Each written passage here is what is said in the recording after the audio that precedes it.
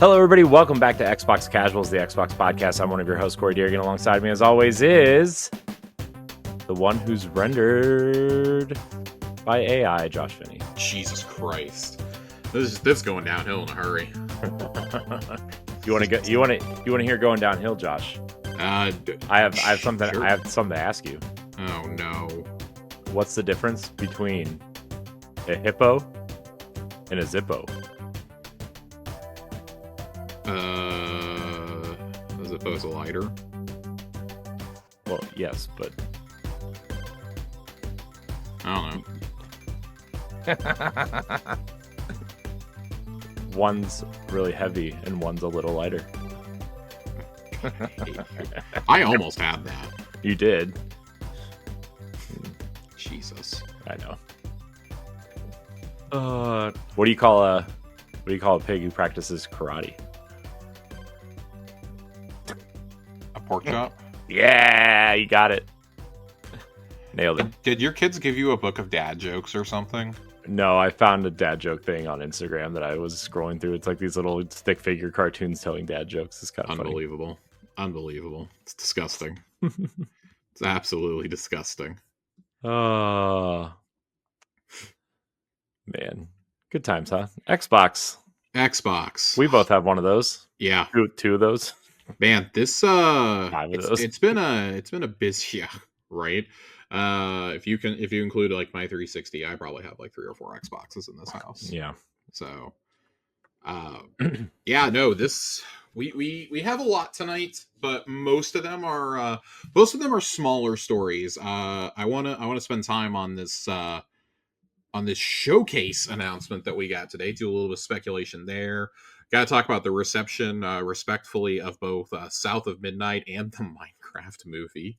And then we have a smorgasbord of stories here to go through. So, and as well as we had the Switch 2 last week. Switch 2 got unveiled, so we'll have some Switch 2 talk later on. Let's start off with this showcase though, Corey. Yeah, showcase. Xbox showcase. Xbox showcase. Got the announcement yesterday. That's happening on Sunday, June 8th, which is shaping up to be just one of the busiest weekends I think I've ever seen in games. Yeah, are you going to watch your Xbox showcase on your Switch 2, Josh? I very well might. I might watch it in game chat at 10 frames a second. Yeah, we should hop on that. All joking aside, though, realistically, like, the Switch 2 launches on June 5th, which is a Thursday. Mm-hmm. Summer Game Fest, I believe, is happening that same day. Mm-hmm. The 8th is the Xbox showcase. It's safe to assume a Nintendo Direct is going to happen at some point between June 4th and June 12th. Mm-hmm. Xbox has announced an entire week of programming happening post-showcase, just like they always have. It's going to be a digital-only showcase this year. No in-person event. They will do an in-person FanFest event later this year, they said, for the 10th anniversary. A lot of us think that's going to be Gamescom. I think it's a little silly, but okay, way to alienate like 70% of your consumer base. Beyond that, it's just it's turning into a very busy week. Like, you're gonna have the devs going on. There's gonna be a PlayStation showcase at some point in the weeks leading up to that. Most likely, they seem to like that third week of May. I'd be pegging the 22nd or 29th of May for a PlayStation showcase personally right now. But this we say this every year because year over year since that very polarizing 2020 showcase during COVID, Microsoft has just been better and better every year. Every year their showcases have been better, and I really think you can hit a crescendo with it this year. So it is the Xbox Game Showcase with, and I thought this was baffling at first. It's taken me about 24 hours to come around on it. The Outer Worlds 2 is getting a direct immediately afterwards. I thought that was weird at first. And then I went back and thought, was Outer Worlds like that well received? Outer Worlds 1 sold over 5 million copies. It was nominated for 4 Game Awards, including Game of the Year, Best Performance, Best RPG, and Best Narrative. And Obsidian has, I would say, been the most consistent developer for Microsoft since they did all those acquisitions Mm-hmm. in terms of their output. Like, Avowed might be their, like, I don't want, worst is bad terminology. It might be the most underwhelming game, and it's still probably a solid 8.5. Mm-hmm. Like, Pentiment is a 10 out of 10 for me. Grounded was a runaway success that none of us expected it to be. And of course, we know how much I love Outer Worlds. So I thought this was a little bit weird. I think that this is getting the direct spot because Fable got bumped to 2026. Mm-hmm. Like, I've been on record as saying that I thought Fable was going to get the spotlight. To me, this says that Fable will probably be done early next year, and they're just going to sit on it. I think they're going to sit on this game until late summer, early fall to get it out there for awards. They Yeah. didn't want to go up against Grand Theft Auto this year, obviously. They don't want to go up against Ghost of Yotei is going to be big, and now we know that, Nintendo is going to have three or four heavy hitters this year, with, depending on how you define heavy hitter, Mario Kart World, Donkey Kong, Metroid Prime 4, and Pokemon Legends. Don't So, forget the most important game, Kirby Air Riders. oh my god, that is this year, isn't it? But it is Jesus, probably the August game, I'm sure. it's unbelievable. I mean, if Nintendo's going to keep their... Two racing games in the first 10 weeks of a console. Jesus. Yeah. Uh, so it kind of makes sense. Like, I think you should be gearing up for a more laid back fall. I think a lot of their games are hitting in the first like 6 or 7 months, as opposed to in the Mm-hmm. fall when they traditionally do. Your Right. Plus, fall if is, you're going to have Grand Theft Auto and Call of Duty on your yes, console in the fall, I think you're going to be just fine. Grand Theft Auto, Call of Duty, and Borderlands 4 are all going to come out within about 8 weeks of each other. Mm-hmm. So that pretty much goes all your attention span right there. Mm-hmm. We talked about it. I've talked about it on Tower Casuals this past week, and I think we talked about it on this show last time. That multiple live service publishers are moving major updates and releases out of fall, rushing to get them out at late summer, or just bumping them to next year entirely right now to avoid GTA. Mm-hmm. So not overly surprising. But I sat down and I wanted to do some numbers on these showcases for what can we expect this year. And typically, if you look back to the 20, I'm just going to go back to the Series X. Series X first showcase 2020. It's COVID. You had 10 first party games announced and 2 DLCs. The average first party games since then that have been revealed, it goes 10, 9, 7, 9, and 10. So I would say nine or 10 games can be expected. On top of that, almost exactly on the mark. It's almost exactly 9 first party games and 5 DLCs or title updates that are shown for first party games every year. Mm-hmm. Almost right on the money. So I was trying to think back, like, okay, so what could we expect this year? What are games we can expect to see updates on?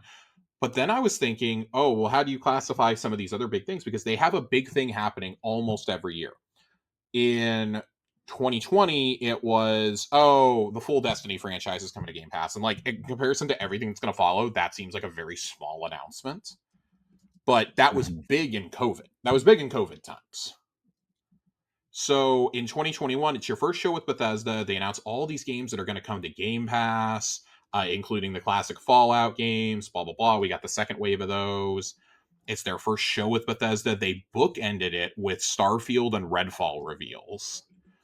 In 2022, they bookended it again, but they just flip-flopped it. They opened with Redfall gameplay. God, what a disaster.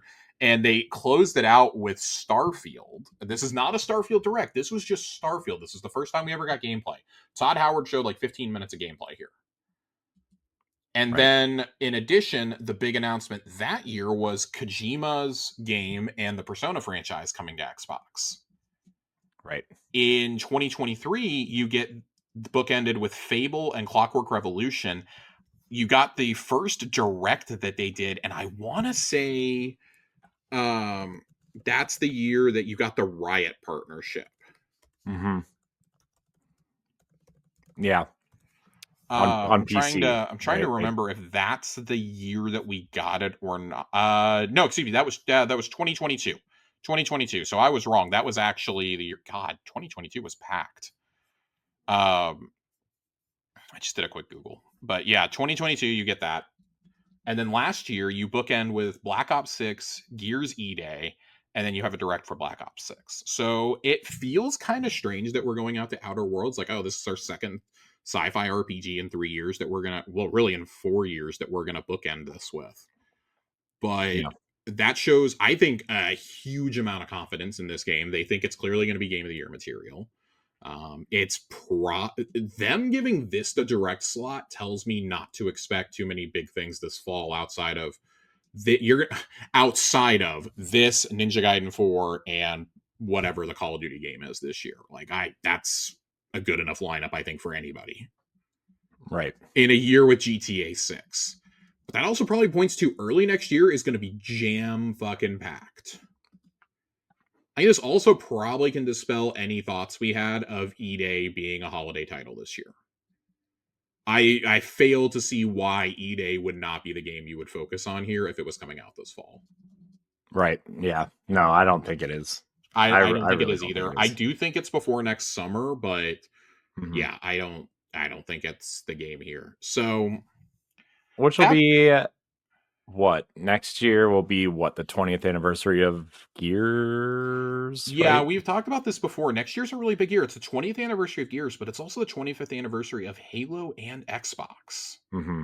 So if I'm a betting man, you put Gears out in the first half of the year to let it have its time to shine. Because if you're going by the rotation schedule, Infinity Ward is due up with Call of Duty next fall. And that game is going to go bonkers. Infinity Ward games are always just, they're the highlight, right? So you just celebrate the whole year, right? I mean, I think you're going to celebrate the whole year. Yes. And I think the CE remake is next year. So you're going to want that to have that November slot. I'm sorry. Like, you're going to take a Halo CE remake over Gears E-Day. Just no offense. Halo desperately needs some good news. They're going to take that premium slot. I bet money that it's out there on the 25th anniversary of Halo in general. Because I'm not sure what day that puts us at, but I would bet serious money that they're releasing it that weekend. Yeah. So beyond that, though, I wanted to kind of do a little bit of predicting. Like, what do we think reasonably is here? And I came up with a short list. I think we know basically everything that's going to be here. I think this is just going to be a year where it's a lot of updates on shit we've already seen.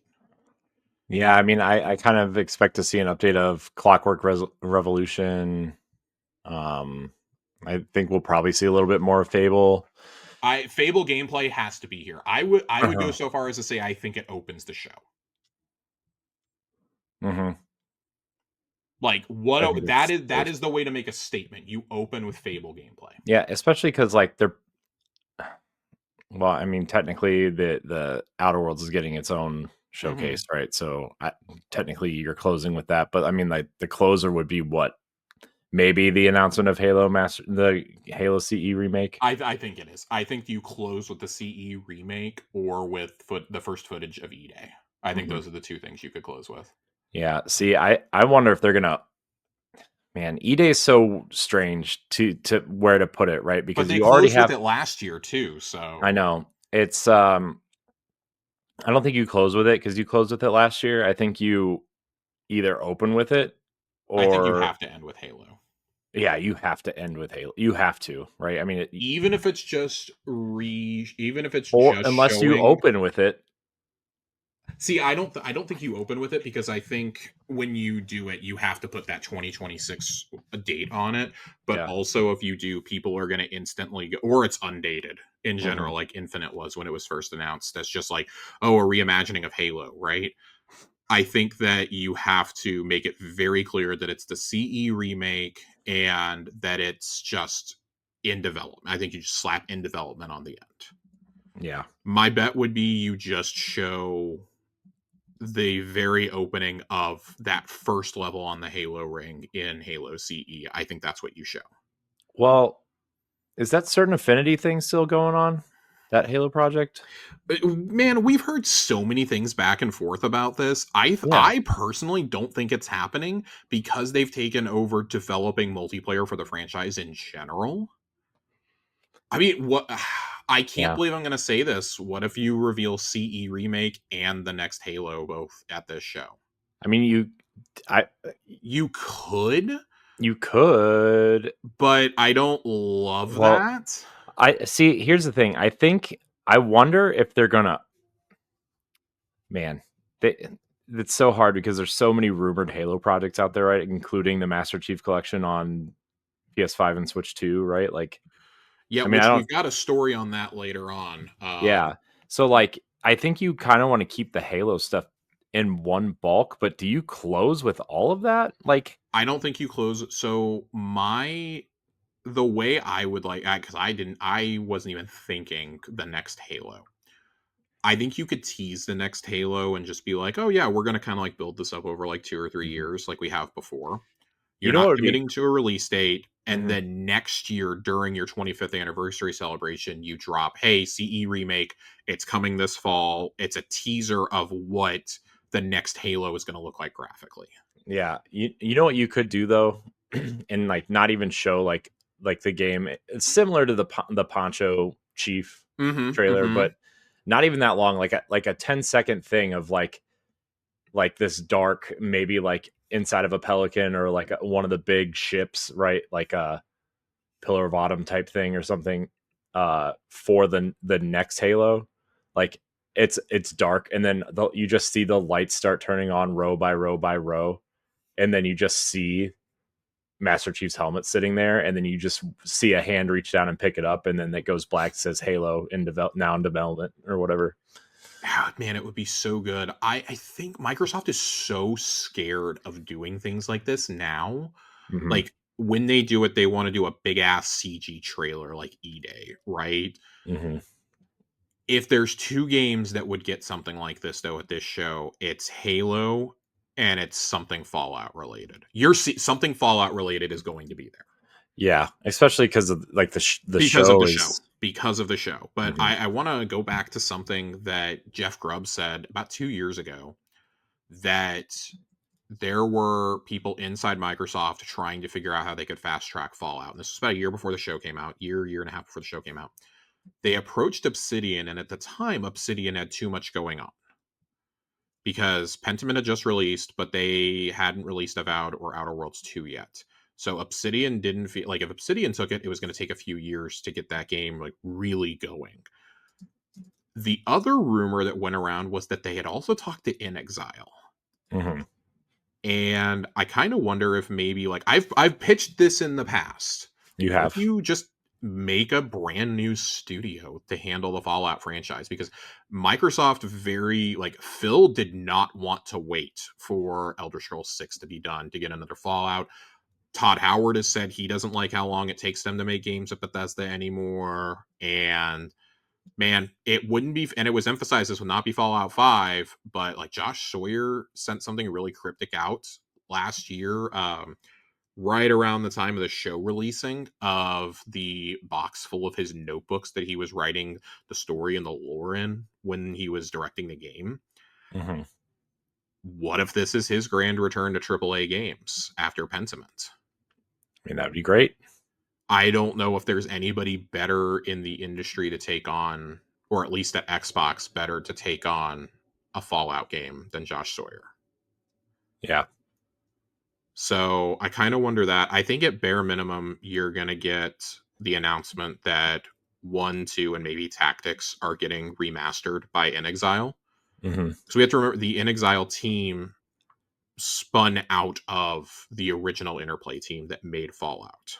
Yeah. Brian Maybe Fargo, we'll maybe we'll get Brian the. Fargo was part of that team. Feargus, who's over at Obsidian, was part of that team. Like, Yeah. it makes sense for and these two studios are very close to one another in Southern California. Like, they're both in Orange County. It Mm-hmm. makes sense to me that, hey, what if we just made a super team? Like, In Exile has supposedly had a second game in development, which most of us think is Wasteland 4. Mm-hmm. What if it's a tactic? What if it is an isometric Fallout? Mm-hmm. Yeah. Especially after Baldur's Gate 3, you got to feel emboldened maybe trying something like that. And Yeah. Wasteland 3 was a damn good game Yeah. with no budget. Mm-hmm. So, Josh, you know what it is. You know what it's going to be. oh god. I'm almost afraid to ask what. It's going to be the PS2 Brotherhood of Steel game. Oh my god. I actually forgot that existed. I think they pretend it doesn't exist. But I'm my sure. list of what I could come up with that I think will be there, obviously Outer Worlds 2, um, that's a layup. Clockwork Revolution, it hasn't been seen in 2 years. That's a layup, I think. Perfect Dark finally got gameplay footage last year. That'll be here. Yeah. State of Decay 3, I would wager, is going to be here. Oh yeah, I forgot that was Fable. coming. Yeah, Fable. Ninja Gaiden 4, I'd be shocked if Ninja Gaiden 4 isn't here, although I could see them just being like, oh, here's like a 30-second trailer for it because we're going to show it at like Jeff Keighley's show instead. Yeah. Because at some point you got to, and I think that's where Tony Hawk falls in this too. Is hey, we're just gonna put this in like Keeley's show. Hmm. So it's coming out next month. We don't need it's or not next month, but it's coming out in July. The show is in June. Hey, we just show you a 30-second reminder that it's coming, and hey, maybe we just show like Doom Guy skating around or something. Like, what if Master Chief is like the other character they show or something? Like, just how wild would that be? Something like I that. mean, it's not. I don't think it's out of the question. I think it's only out of the question because Halo hasn't come to other platforms yet, whereas Doom has. Well, do, maybe. do I something mean, maybe crazy and put like Indiana Jones in there. that'd I'm be kidding. I awesome. I think an Overwatch character would be more likely. Somebody from like a Blizzard property, I could very easily see being in there as a secret skater. Like Yeah, there's just Roadhog. so much Microsoft can do now. Put Yeah, Tyrael from like Diablo in there or something. yeah. It's just Indiana Jones. Um, DLCs I that I mean, came up with, Indiana Jones DLC is a guarantee, I think. There is DLC confirmed for that game if you bought the premium edition, and we haven't seen it yet.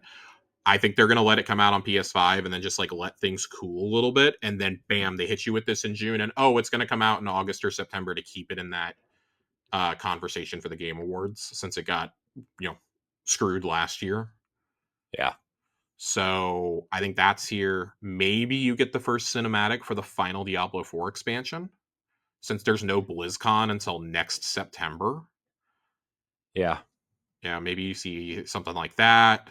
I think you're going to see quick title updates for Towerborn, and because Towerborn will be on everything in game preview by then, you'll get something Sea of Thieves announced, whether that's another expansion or just like I don't know.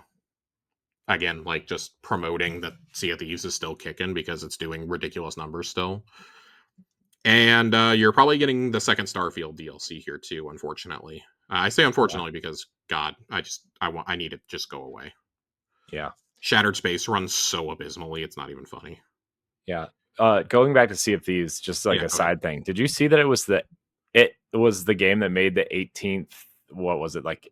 Out of like the top 20 games on PlayStation that made the most made the most money last year, Sea of Thieves was number 18. Yeah, it was in the top 10 for 6 straight months. Yeah. That's Like just essentially until like insane. Call of Duty and like all the fall sports games came out essentially. Hmm.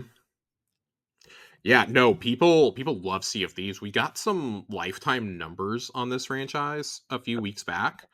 I Hmm. forget who tweeted it out, but it was a couple charts showing the comparison of sales of Xbox games on PlayStation versus on Steam, and Steam was Hmm. outselling even things like Sea of Thieves like 5-1, Right. which is crazy. Like Sea of Thieves has done like 13, 14 million copies on Steam alone. That is insane.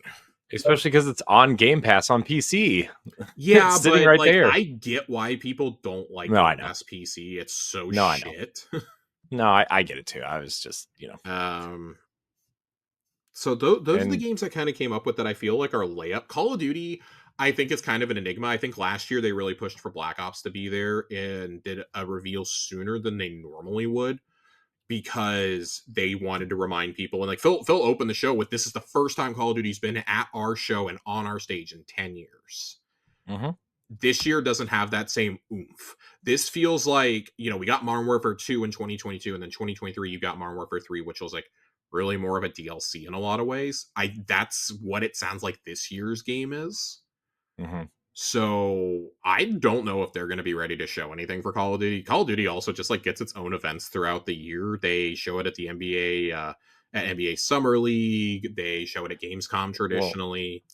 they If you're usually, really doing the 10th anniversary of FanFest and it happens to fall at Gamescom, there you go, Call of Duty. yeah, I mean, they usually show like or like the first things about Call of Duty usually start leaking around the NBA playoffs. Yeah, it's because they can't keep their mouths shut. You're trying to get a whole bunch of 19 and 20-year-olds at Summer League to not talk about it. Like, Yeah, good luck. yeah. So, Call of Duty's kind of an enigma. Other things that could show up here. I feel like I just got to put my clown nose on for this one because I've said it for like 3 straight events now. Double Fine, where are you at? Where's Double Fine? Yeah. I feel like Double Fine That's needs to have their next game here. Whether it comes out this year or not is irrelevant. I feel like they got to show up here. If they're not yeah, I here mean this year, I'm officially worried about them. Psychonauts was what, 5 years ago at this 4 years, point? 4 4 years in years? Like, August.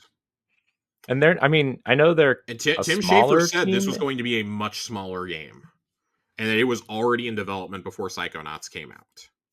So I but Yeah, I I wonder what's I going on say over I'm there. worried, and I'm not worried about like the creativity there or the people. I'm worried about the corporate interests of Microsoft Hmm. because the whole reason they wanted to close Tango, or one of the reasons they wanted to close down Tango, was Hi-Fi Rush was going to take like 3 or 4 years to make, and they said that was too long. They wanted games that could be made in 2 years. Yeah. From some of these smaller studios, and they wanted shorter development times on games. And if you're Double Fine and you're pushing 4 years for a game that is smaller than Psychonauts 2, I start getting worried. Now we do know they're doing a Brutal Legend remaster this year. I believe that officially got announced. I heard about it because I feel like Jack Black was kind of talking about it on the Minecraft rounds recently, or like he mentioned it or something. I don't know if I'm making that up or not, but I I feel like he was. feel like this is a thing, and I don't Yeah, remember. Like, am yeah. I am I going crazy? I really, really, really feel like this was a thing. No, I feel like it was a thing. I feel like I heard about it at some point. Yes, yes, it is. It is a thing? Question mark. No, I don't fucking know, dude. Maybe it was an April Fool's thing. I feel like this was an April Fool's thing. Oh man, Yeah. It definitely. Yeah, it's definitely a double. It's an April Fool's thing. Unfortunately, dang. I absolutely thought this was real too. Yeah, I thought it was. I'm bummed. I thought that was real, but no, it was something that got a lot of traction on Twitter apparently. Um, that and I mean that also like probably has so many licensing issues with the music and whatnot. So Yeah, I feel like Double yeah, Fine but has they to be. also like they're doing. I mean, they got all the music for Tony Hawk. You telling me they can't go get some licenses for Well, so Brutal Legend? most of the Tony Hawk soundtrack, funny enough, is like brand new. Tony Hawk curated it himself. Like there's a few very notable songs that are in there, but Oh, yeah, yeah, this is the new most one yeah, or on three on the three new four, a remaster? lot of it is brand new music. Jeez, I Yeah. I didn't I haven't been paying that much attention to it because I just assumed it was going to be more of the same. So I'm like, I'm down for more Tony Hawk, but I didn't know the music was kind of different. Oh Dang. yeah. Oh yeah. It's new. It's new music. So do we put egg on our face here and say Everwild makes its grand reappearance?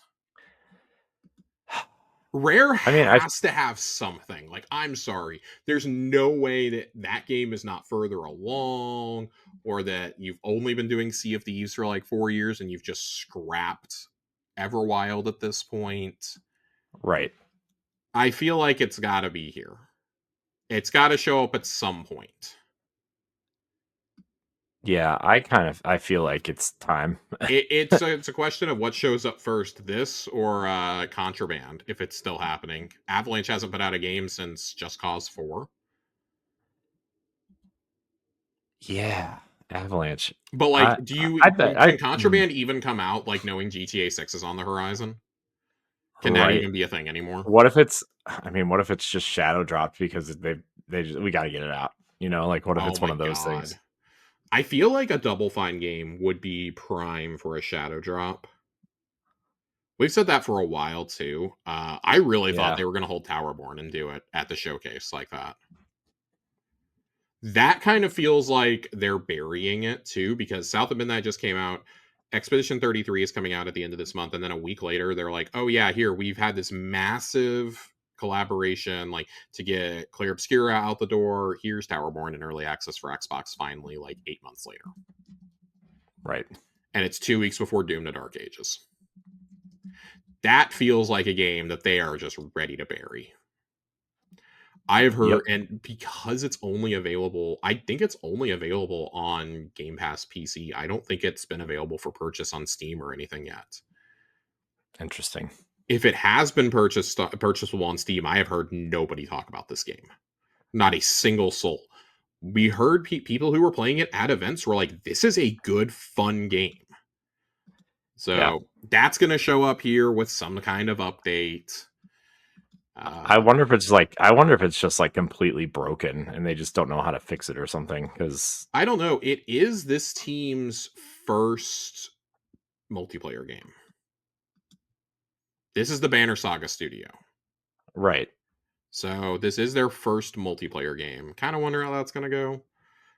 But again, like the people who played it that I've seen impressions from at, because it's been at Gamescom 2 years running, have been like, "Hey, Right. this is fun. Like I Yeah. can't wait to play this." And then I just heard nothing once it was out. Right. So I think this coming out with summer on the horizon could be good for it. It being on Game Pass obviously is good. It's going into early access. Maybe it'll help the sting of not getting Hades 2 anytime soon on Xbox. Yeah, Nintendo Switch and Switch 2 exclusive, timed exclusive, everybody. Is it coming to Switch 1? Did we get that confirmation? Yeah. Yeah, Okay. they confirmed it. Okay. I It's knew gonna run Switch at a 2, lower but frame rate, but, ugh. apparently, but and Ew. obviously lower resolution, but I mean, this also shouldn't be surprising because Hades 1 did this. yeah. So that was obviously a really, really powerful partnership for them. Our friend A1 Johnny of Tower Casuals bought a Switch just to play Hades. So, I believe it a lot. I feel like a lot of people did it, mhm. at that. I mean, it was almost like the indie version of Animal Crossing moment. Uh, Yeah, that was like, I feel like that's where, like, I mean, indie games were in the mainstream consciousness, but I feel like that's where people were like, people who don't normally pay attention to indies were like, "Oh shit." mhm. It Yeah. was like a Dark Souls moment, or like an Elden Ring to Dark Souls moment for me. Right. Uh, So, yeah, speaking of indie games, so obviously everybody's waiting for Silk Song, right? Yeah, let's get some third party predictions out. I think we kind of So, exhausted what first party can be here. yeah, so I remember Nintendo showed it first, but Yep. I remember when Xbox showed it and said it was coming to Game Pass day 1 and Yep. that they were getting it first. Yep. There have S been so many things that have changed with Silk Song over the years Right. that I don't even know if Team Cherry knows what's going on anymore. I think That's so I sad. think it is coming. I think it's going to be on Switch and Xbox the same day, but it's going to be on Game Pass. Right. Obviously, it's coming to Game Pass right away. If that's there, that's instantly your biggest indie game of the show. Instantly. Yeah. So I do think Silk Song is here. I'm ready to put on my clown nose if it's not, but Team Cherry is swearing it's coming this year. They're swearing. I mean, they just at the We heard this Nintendo 3 years Direct ago, though. at the Nintendo Direct, like, 2 weeks ago, it said 2025 at the I end. know, but also remember it was in 2022 when Microsoft did that whole, "Hey, everything you're seeing here is coming out in the next 12 months." Yep. And that was one of the games there, and it was like that and Stalker were like the two games that didn't come out. Mhm. I really feel like this is we're probably gonna have to put our clown noses on, but I'm gonna say Silk Song is there. Persona 4 remastered feels like a guarantee at this point. I mean, that seems like a shoe-in, honestly. That seems like a shoe in given the relationship with Microsoft and Sega. I'm gonna say it. I think Jet Grind Radio is here. What Sega's slowly been showing games at every single showcase for the last like mhm, 6 months. You had Virtua Fighter at the yeah. Game Awards. You had the Shinobi game at PlayStation. You had, I mean, it was just Yakuza Zero, but you had Yakuza Zero at Mhm, Nintendo. I feel like in terms of the remakes, this is the one that people really, really, really want. mhm. And it has the history with Xbox that it just doesn't have with the other two. Right.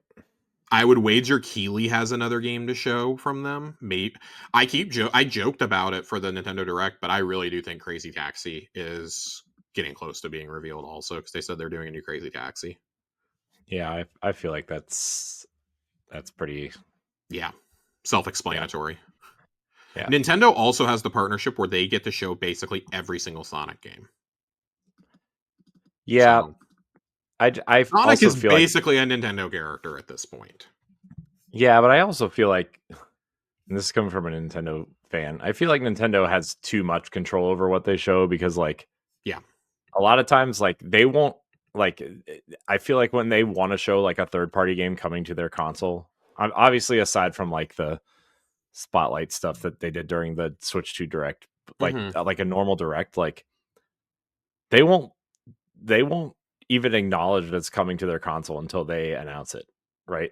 Like the companies aren't allowed to announce that it's coming there. Like sometimes even the other first parties aren't allowed to say it's coming there. Like I it's think a just lot of that is just like, let's be honest, when third party games come to, when the few that came to the Wii U and the ones that came to the Wii and the ones that came to the Switch were all underpowered and lower resolution, worse frame rates, worse performance than what you were I getting don't know. I on. still think it's the best place to play Doom.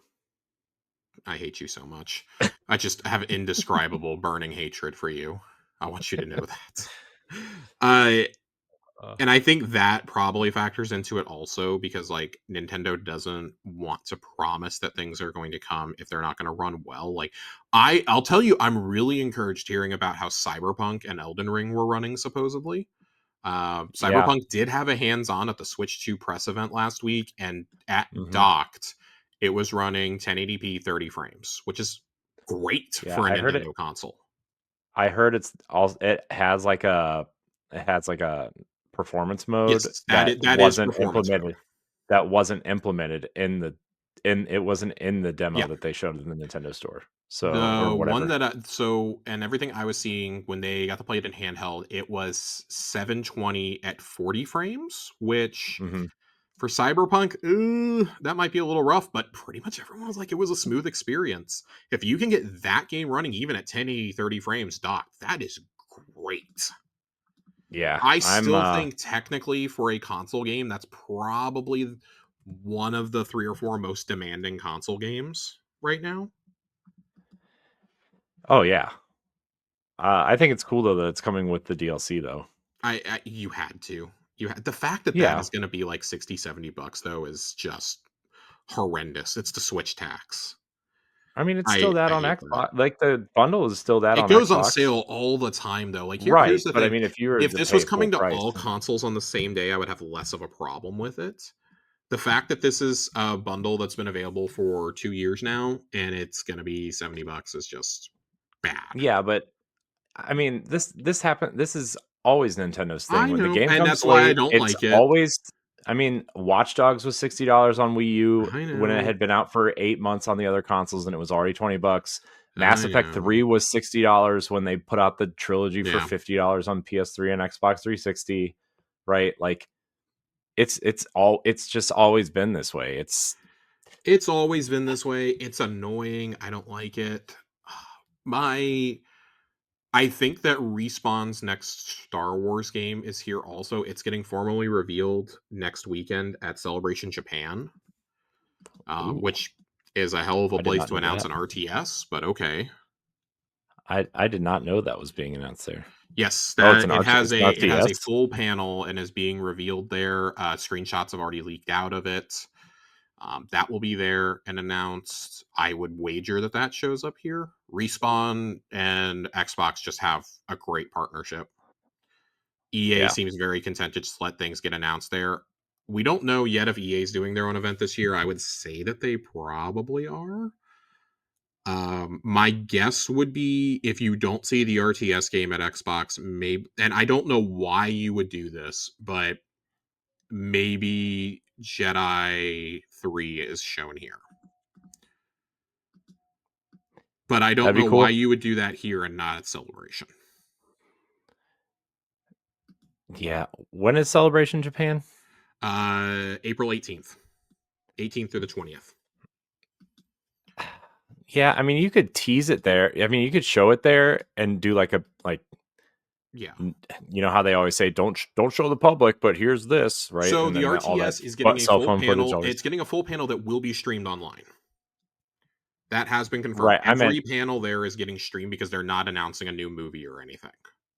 right. I meant like the Jedi, the new Jedi game. So I don't think the Jedi game is there. Uh, my, my I guess what I'm trying to say is Jedi 3 could be at the Xbox showcase, but my reasoning is I don't know why you would show that there and not have that be the game instead of the RTS at Celebration. Save the RTS Yeah. for an Xbox show and show off Jedi 3 there. I Jedi so because from Fallen Order to Jedi Survivor was 3 years and some change. They pumped that game out, Hmm. and it Yeah. was one of the best games of the year. So if you follow that same trajectory, that pegs you at probably next fall as Jedi 3. So maybe Mhm. it's probably a little too soon to announce it. It could just be a quick CG of like, witness the end of the end of Cal Kestis, blah blah blah, and like just him like his new character model igniting his lightsaber or something. Yeah. Like you could do that. They've done a good job at keeping the Jedi games under wraps until they're ready to like say we're in final polishing. They've done a really Right. good job with that. Also, I feel like they're starting to, similar to how Sony has that relationship with Marvel, I think that Xbox is starting to develop that with Lucasfilm. Not just because of the success of Indiana Jones, but they had the reveal of Outlaws. They've had both Jedi games on their stage. Obviously, this goes back years and years and years with the Knights of the Republic games. Hmm. So I think there is a pathway to seeing something Star Wars here. It's just a question of like, and the RTS is the obvious answer. I'll never stop Yeah. wishing and praying for KOTOR 3, but that's a pipe dream at this point. If that got announced, you would hear my shrieks all the way from Texas. I would just be Yeah. sobbing. I would be sobbing. And that's why it Yeah. won't happen. That's why it won't happen. One final one that I want to get out there before we kind of bounce, because third party is always so hard to predict because there's almost always new third party games shown off here, and obviously indies are just never, you can never predict the indies. Right. I guess it's two or three final thoughts. I guess I predicted it last year. I don't know how you could consciously come out and announce a Persona 4 remake and not have Persona 6 on stage. I just don't know how that works. It's been almost 10 years since 5 came out in Japan. It's time. Right. It's time. I'm Right. sorry. It's time. Maybe you have another triple header of, oh, here's a remake, here's a brand new game, and here's some DLC for Metaphor. I think that would be kind of a shoe in. I mean, you could even dump one of those off at Game Awards time, or at Hmm. the Keeleys. You could put something out at the Keeleys. Maybe Metaphor DLC is part of the Nintendo Direct or something. Like, hey, Metaphor Complete Edition is coming to the Switch too. Right. Um, I think that feels like, in terms of what I'm going to say, that feels like not most likely, but like kind of in the middle. I think a Final Fantasy VII remake announcement is a shoe in here. I think it has to be. It just got announced for the Switch too. There's no way you don't come out and say on stage at Xbox's show, "Hey, here's 7 remake this year. Next year you're getting Rebirth." Right. Because let's be honest, Rebirth is going to really struggle to run on the Switch too. That game had problems running on the base PS5 at times. So, Yeah. whereas Remake is a PS4 game. So here's my only light, and I mean extremely light pushback on that is that Nintendo purchased a porting like a porting and optimization studio based in Miami, I think, Hmm. about a year ago, maybe a year and a half ago at this point. Um, so they could help third party developers optimize for the Switch 2. Sure. Like they actually made like a statement about it because they knew that like their architecture was different, Hmm. regardless of power, their architecture is just different, right? And so Yeah, it's all custom. they have to account for that. So I mean, again, that's a very very light pushback. I know, I like, feel like Rebirth, even if Rebirth does come to Switch 2, because I mean, hey, there's nothing that says that it can't be one of those games that when you play it, it's like, hey, you're gonna have to play this docked. yeah, And I don't think Nintendo would ever let it get to a point where, hey, it yeah, has to be docked to play a game. right. But Um, so how does it run on Steam Deck? That game's out on Steam Deck, right? Or on Steam, yeah, I it guess is Steam out Deck. on Steam Deck, and I just have I don't know about the performance of it, honestly, off the top of my head. I think it had problems though. Okay, I wasn't sure, so I didn't know if you knew or not because I'm such a Okay, huge PC gamer. Steam Deck subreddit. Or excuse me, I was gonna click on that, but I'm gonna back up because there was something better that I saw. Steam Deck HQ. Ooh, Steam Deck friend of show. HQ. Do. Shout out to Uh, Noah and the team. I want to see what they specifically talk about. They're reviewing the fucking game, and I don't want that. Okay, Steam Deck performance. Here we go. To put this release in perspective, this is a massive open JRPG with high fidelity. Minimum system requirements require 16 gigs of RAM and a more powerful GPU than what the deck can handle, aka an NVIDIA 2060. This is not a game I expected to be playable at anything above 30 FPS, if at all. However, Square did mention they were optimizing for the Steam Deck. It's playable on the Steam Deck, but there are caveats. It is playable at 30 frames throughout the game, and I find that insane given the scale of the entry. Running around the open areas and combat all held strong and stable. You can play and enjoy if you only have a Steam Deck, but some big sacrifices are made to keep the game stable. Dynamic resolution is enabled to keep the game at 30 frames, which meant it does look pixelated when running around fast, especially in crowded areas and cities. And there is blurriness in faces here and there. Most cutscenes look amazing and aren't as effective, but it is noticeable. There is bad ghosting, but you can't tell as much unless you look closely at Cloud or when in front of some objects. Changing settings did not alleviate either issue. There is also no upscaling we can use on the Steam Deck. You should expect frame rate drops within towns. The lowest I saw while running around was a drop to 24 FPS, but it could be worse depending on the town you're in. Paired with blurriness, I dreaded spending time in towns. Ooh. There is also serious model pop ins, which means part of the world, like rocks and plants, will randomly appear out of nowhere, mostly in open world sections. It can happen in towns, it's not as pronounced. Models will overextend. Some of these screenshots are rough. Oof. So I'll say this. If if Nintendo's porting studio is working on this in conjunction with Square, maybe it's Hmm. doable, but this is going to be a rough one. This is going to be a real rough one, and I think that kind of bodes for what we expect for Series S in a lot of ways. I know Hmm. different architectures and all that. The Steam Deck or excuse me, Steam Deck and Switch 2 are a little bit behind the Series S, not by a lot, but by Yeah, just enough that I think that with the different architectures, it could prove to be a problem. yeah, But I'm not sure. Admittedly, we're getting into territory that I have no idea. yeah. I also think like with the popularity of these handheld PCs, and obviously the Switch 2 is going to be a little bit, on the Hmm. level of those. I feel like more third parties are going to start optimizing for those types of devices anyway. I think so too. It's Um, just hard to go back to a game that's already out and already struggled on the base PS5. Like the fact that people are like, "Yeah, right, you need a pro to run this game the correct way," is right. that doesn't bode well. But I think that that may mean that they're going to look at part three a little bit differently. The one Hmm. that I actually could see more going into this handheld space is going to be 16. Yeah. That might be a little bit different in terms of scalability. It's also like the open world is more like in sections there, I guess I would say. Hmm.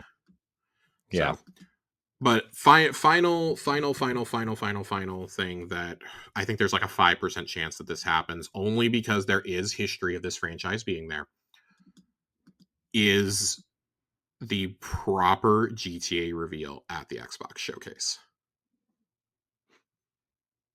Yeah, I would imagine Microsoft would fork the money over for that. What, like, how much do you think Microsoft would have to pay for the marketing for this? And would that be if they're paying for the marketing to have the Xbox logo on fucking everything for this? Keep in mind, GTA 5 did just come back to Game Pass. Is there the possibility that Microsoft forks out to get the Xbox logo all over this shit and just pays the money? Can Peter Moore come out and reveal a tattoo for GTA 6? So I would say it would be worth it only because even if it doesn't like push consoles at The all, brand visibility. it's brand visibility and you want people, especially like casual players, to know that it's still coming to your platform, Yeah. right? Because like a lot of casual people, like I know some people who like barely play video games and they hear some of the stuff that's happening with Xbox and they're like, so is Xbox going away or something? And Yep. Yep. I'm like, no, but it's kind of a complicated situation to explain to somebody who's not like deep into games. But Mm-hmm. I said, I think Xbox is leaning more into a PC style of 100%. 100%. thing, right? That's what I tell them. Um, I said Xbox is still going to exist. It's just not going to be like a traditional style console that you think of. And I mean they have a history of showing mega third party games. Hmm. Keep in mind their one more thing, and this was years and years and years ago, was the very first look at Cyberpunk, Hmm. which looked almost nothing like that in the final game. Right. They showed yeah, they had that huge partnership with Cyberpunk and with Witcher 3. Elden Ring was originally announced at no, it was not announced at an X. Yes, it was. It was announced at an Xbox thing originally. The very first CG trailer we ever got for it was announced at Xbox. Yeah, it was that like Ring of Fire thing that Mm-hmm, they showed, mm-hmm. right? It was when they announced George R. Martin was part of it. Right. Uh, But and everybody thought it was Dark Souls 4 at first yeah. because of the Ring of Fire. Well, that or we were like, oh my god, is this a Game of Thrones game? Um, in recent years, they've kind of moved away from the mega third party announcements and leaned more into like the hey, let's get these other communities involved in our platform, like Persona and Yakuza. Um, the Kojima game announcement, the Riot partnership. Like they've kind of leaned into that in recent years. Last year, they really only had two or three big third party games, or like, commercially big third party games, I should say. And that was Veilguard and Shadows were both there. Hmm. The Hmm. year before was the reveal for Outlaws, like we said. So I do wonder if they're going to have a big game. Like, if you're going, because they have enough that they could do an entire show of just first party stuff at this point, honestly. First party stuff, some Yeah. indies, and I think everyone would walk away happy from that I show. mean, they've got first party lineup equal to Nintendo's at this point, right? In terms of the sheer amount. And the only Uh, reason that you're not seeing more of it this year is twofold: it's GTA 6 and it's the Switch 2. mhm. Because I think everybody remembers what Nintendo did in 2017 in terms of just for that first year, they had a game like every 6 weeks. Now, not all of them were on the level of Breath of the Wild or Mario Odyssey, but they didn't have to be. You had Right. four of your games in the first year were Breath of the Wild, Mario Kart 8 Deluxe, Splatoon 2, and Mario Odyssey. You didn't need anything else to be a banger. And Xenoblade 2, right? I I mean, forget that's Xenoblade Chronicles 2, honestly. I really forget that that was a first year yeah. game. Yeah. I mean, And that's no they literally disrespect. had a I genuinely forget that that's a no. first year game. No, I get it, but they literally had a game every month, right? Yeah. Even like when they didn't have a Switch game, they had a 3DS game, right? Like that Yeah. May, that I remember that May they were really pushing that weird Street Fighter 2 HD port of whatever. Yeah, yeah, But yeah. they also had Fire Emblem on 3DS. And then like that Yep. September they were pushing something, but then on 3DS they had Metroid, right? That You had the Bayonetta collection Samus come Returns. over towards the end of year one. You had Yeah, Kirby I mean they Star had a lot of stuff. Allies. Yeah, I guess let's Hyrule shift into a little bit of Warriors, I Switch 2 think. talk real quick. Uh, Sure. Did you see the because good news though? Did you see the news today though? that they have like 1 million units in the US already. No, no, Oh, the there's other good that news. yeah. So everybody was concerned that Switch 2 game, like the Switch 2 versions of games were going to be the Switch 1 versions with the download code of the update of the upgrades. Uh huh. Nintendo released a statement today that said all Switch 2 versions, all physical Switch 2 versions of Switch 1 games will not include a download code. It is all on the cartridge. So Interesting. Breath of the Wild, Tears of the Kingdom, Metroid, what was the other one that they announced? Mario Party, and Pokemon ZA all are Switch 2 versions directly on the cartridge. So a lot of, I mean, Nintendo needed a win.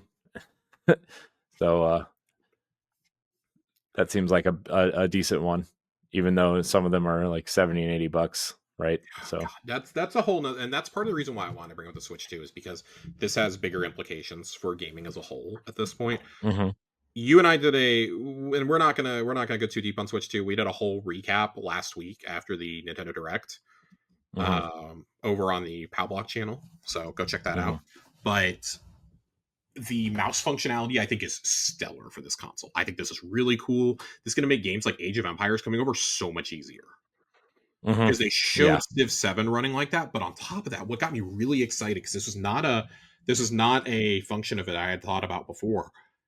Metroid Prime 4 having shooting functionality via the mouse function. Mhm. That is a game changer. Yeah. They That showed it is a off during potential game changer Treehouse, for getting which, shooters on this console. well, you know what else it has besides just the mouse controls for Metroid and the mouse controls in general? They were showing this off during Treehouse with the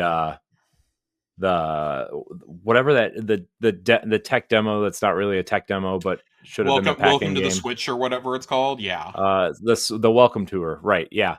Well, like the mouse, not only can you use it as like a first person shooter control, but like they were showing Samus like leaning when you tilted the mouse or the Joy-Con as the mouse. Like if I you love tilted that. it left, she I would love lean that so left. much. Yeah. And they were showing like it's doing more than just an average mouse control.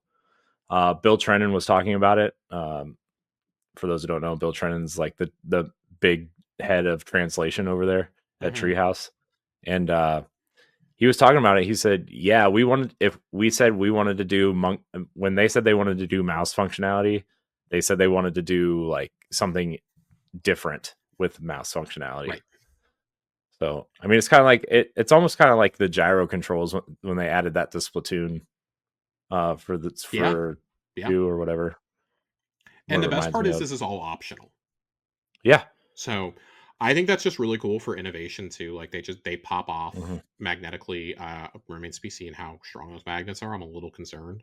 I hope there's Hmm. like a button that I can like press to like lock them in or something because I'm afraid for There when I is. get too into a game. There is. Okay, There's a I lock on missed it. like all the treehouse stuff, so Yeah. No, there's a lock on it. So you pop them in, right? And they click sure, the ones on the Switch 1, right? But like there's also like a lock button on the back that you press in, and then there's a button that you press to unlock it, and then they pop sure. off. So, I think um, I think the functionality of the Joy Cons is really really cool. Like I'm gonna meme game chat into the end of the world. This is Discord on your phone, but in mhm. 2025. It's like they found the Discord alpha from like 2011 and said, yeah, let's put this into the console, and like are just completely unaware of how Discord is in 2025. It came in that deal with all those Samsung screens they bought on Dude, clearance this because it's Samsung wasn't so using them bad. anymore. It's genuinely so bad, and I couldn't believe they spent like 10 minutes on it. It Yeah. was just like that whole sequence was just so bad. Like it's funny because like I actually think that like the way that people were talking in it wasn't bad. It actually felt like how people would really talk and not just like, oh yeah, we gotta go tactical left, blah blah blah, like in the Oh, division like they used to demo. do in like Rainbow Six Yeah, or yeah, like yeah, yeah. How bad that used to yeah, be. This felt like it was like actually real. And yeah. then you just so Yeah, by the way, fun fact about me. So, you know how their whole thing during that was press C to chat. oh god, yes. Guess who registered the domain in every single social media platform? Press C to chat. You. This guy. Jesus. The cuck button, as uh our friend Ray calls it. yeah. I Well, uh I wasn't surprised when Xbox wasn't there in a very big way. Tony Hawk being there probably should have just been considered a layup, considering we already knew it was coming to Switch One. But it was still nice to like see a little bit of support there.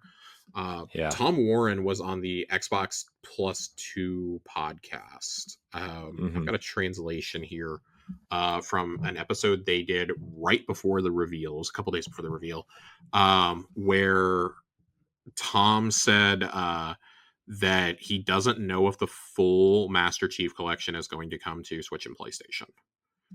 Um, and What I says, mean, I don't think it'll have every game. That's the most I can say on it. My thinking is it's probably just the trilogy. I that'd be an really can't. interesting If choice. you're gonna start cutting games out, let's be honest. Halo 2 Anniversary, because we don't know if this is coming to Switch 1 and Switch 2. That's the biggest caveat here. I should say that. They did not specify. The rumor has long been that it was going to be Switch 1. And I'm going to be honest, I don't know if Switch 1 can run Halo 2 Anniversary. I actually really think it's going to struggle to run Halo 2 Anniversary. That was only ever released for PC and Xbox One. Mhm. So Switch 1 may struggle on that. If you make this only Switch 2, you could do it. And I think at that point, then that gives you the green light to include things like Halo. But Halo 4 was also a 360 game. So, and it looked damn good on the 360. Maybe it's Mhm. just the four mainline games. Maybe you leave out Reach, ODST, and the Halo 2 Well, Anniversary Edition. well, remember on PC when they like rolled them out one by one? I do, unfortunately. Maybe that could be what they're doing.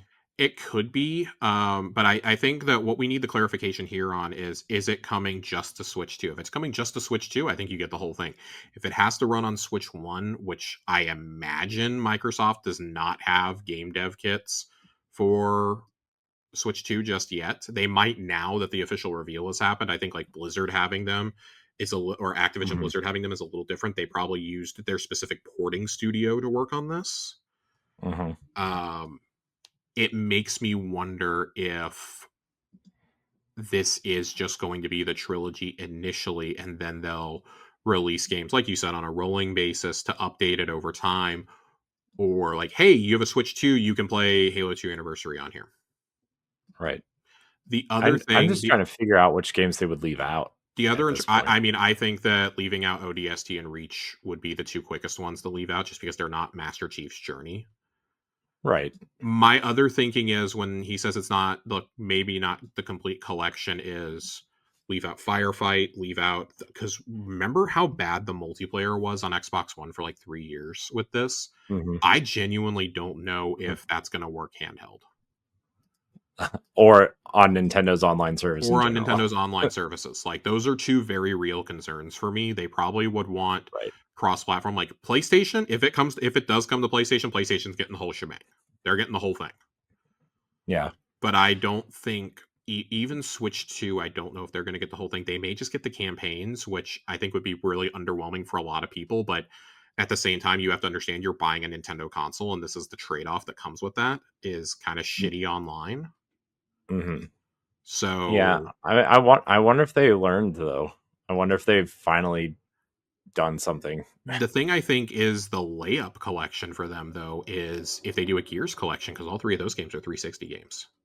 Yeah, and the rumor already is that the Gears collection, the rumored one for Xbox anyway, is not going to have the multiplayer stuff. Yes, the rumor It's is only it's going just to, the campaigns and that it is coming to PS5 as well. yeah. Well, So they I said competitive multiplayer. I think they're still going to include horde mode, but like, would you include 2 and 3, or would you just pick one? Please be 2. Please be Gears 2 horde mode. I think it has Gears to be 3 Gears is, 2. Gears 2 Horde mode is like what people remember. yeah. I just That would remember be my people guess. not really like really caring And I about think the that's upgrades different. they That's made like to a Gears 3. firefight style experience. Right. Right. So I think that would go over better than like, so if that's choppy, people are just like, oh, okay, whatever. Like at least it wasn't like they didn't try to cram the whole multiplayer suite in. Right. Yeah.